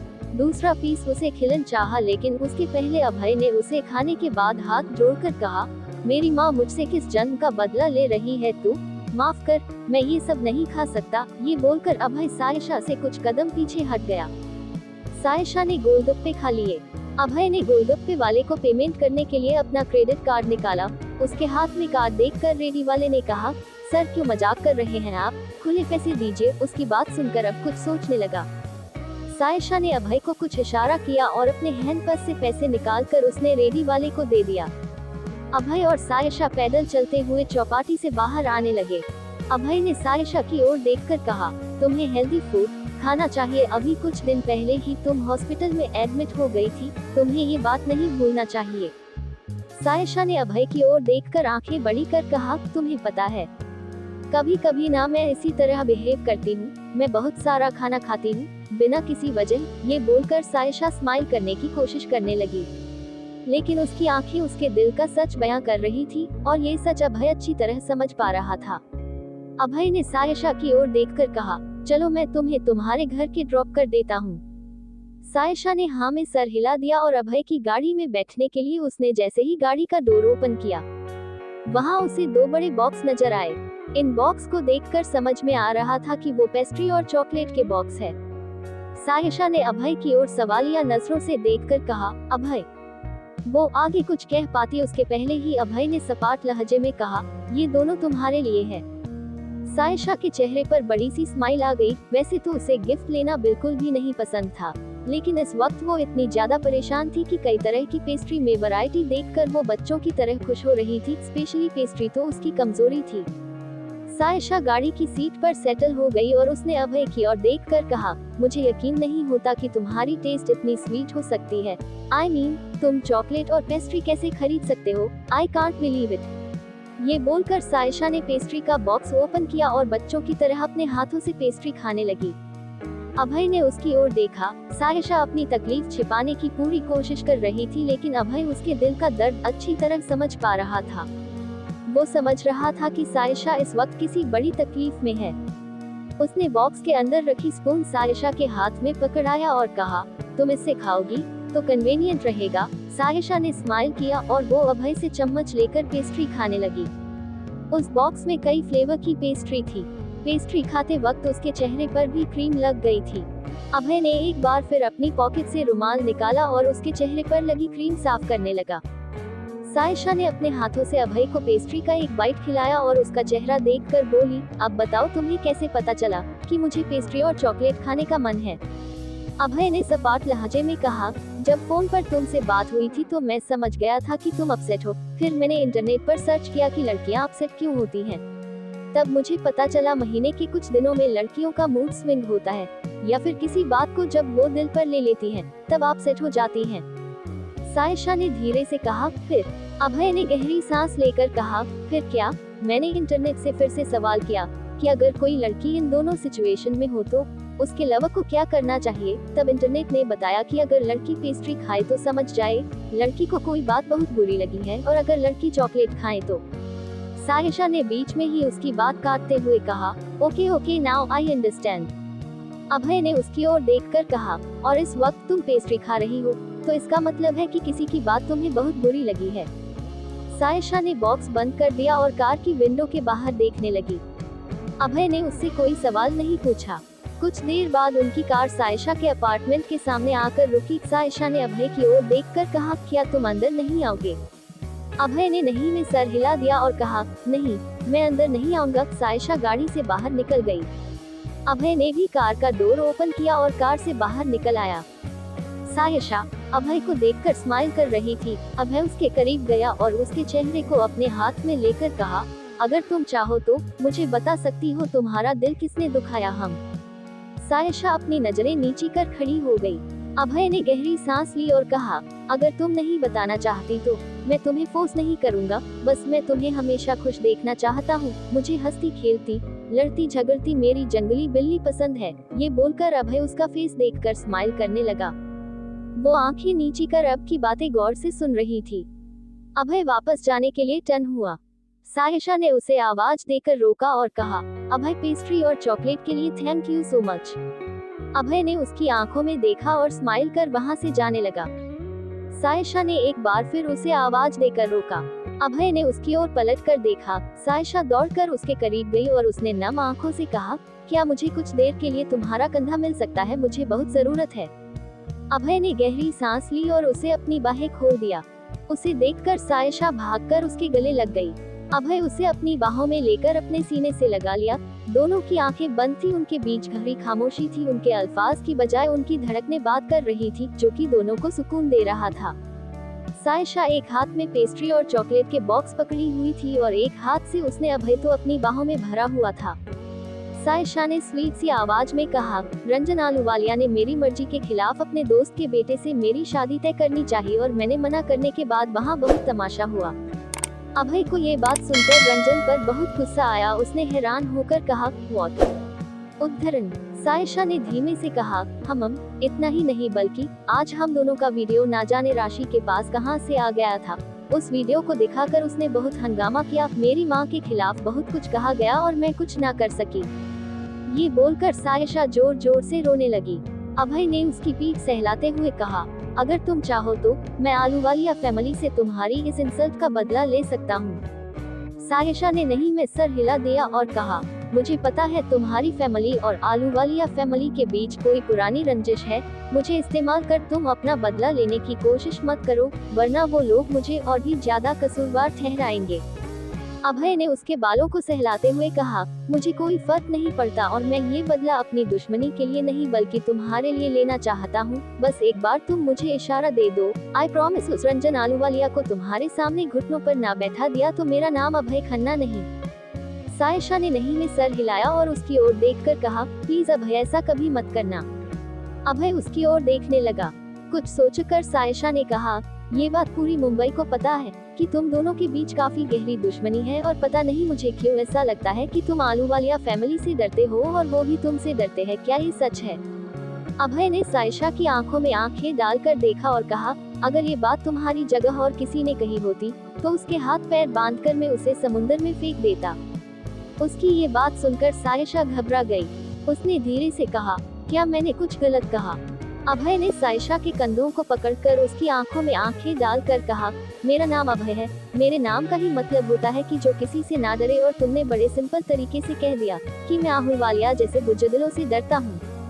अभय ने सायशा के आंखों में आंखें डालकर देखकर कहा, बहुत जल्द ये गलतफहमी भी तुम्हारी नजरों से हट जाएगी। मैं चलता हूँ। सायशा ने उसका हाथ पकड़ लिया और कहा, आई एम सॉरी, मैं तुम्हें हर्ट नहीं करना चाहती थी।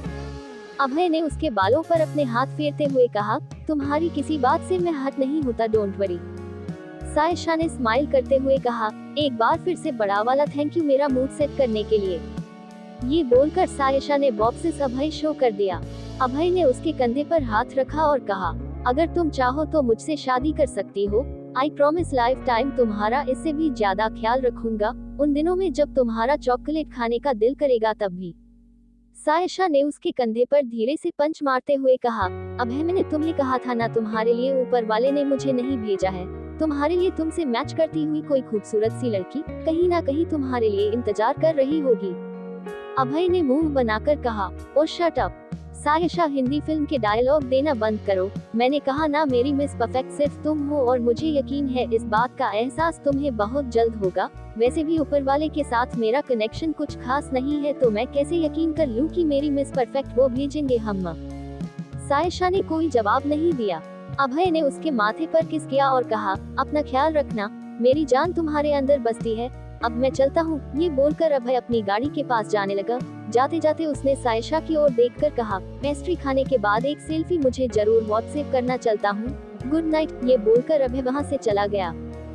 सायशा उसे तब तक देखती रही जब तक उसकी गाड़ी उसकी आंखों के सामने से ओझल ना हो गई। उसके जाने के बाद सायशा छोटे बच्चों की तरह खुशी में उछलकर अपने रूम में पहुंची और फर्श पर बैठकर दोनों हाथों से पेस्ट्री खाने लगी। इस बीच उसे अभय की बातों का ध्यान आया। उसने सेल्फी ली और अभय को व्हाट्सएप कर दी। सायशा के चेहरे पर पेस्ट्री की क्रीम लगी हुई थी और उसके दोनों हाथ पेस्ट्री से सने हुए थे, लेकिन इन सब बातों से बेपरवाह हो दोनों हाथों से पेस्ट्री खा रही थी कि तभी उसके पास रखा उसका मोबाइल फोन बजा।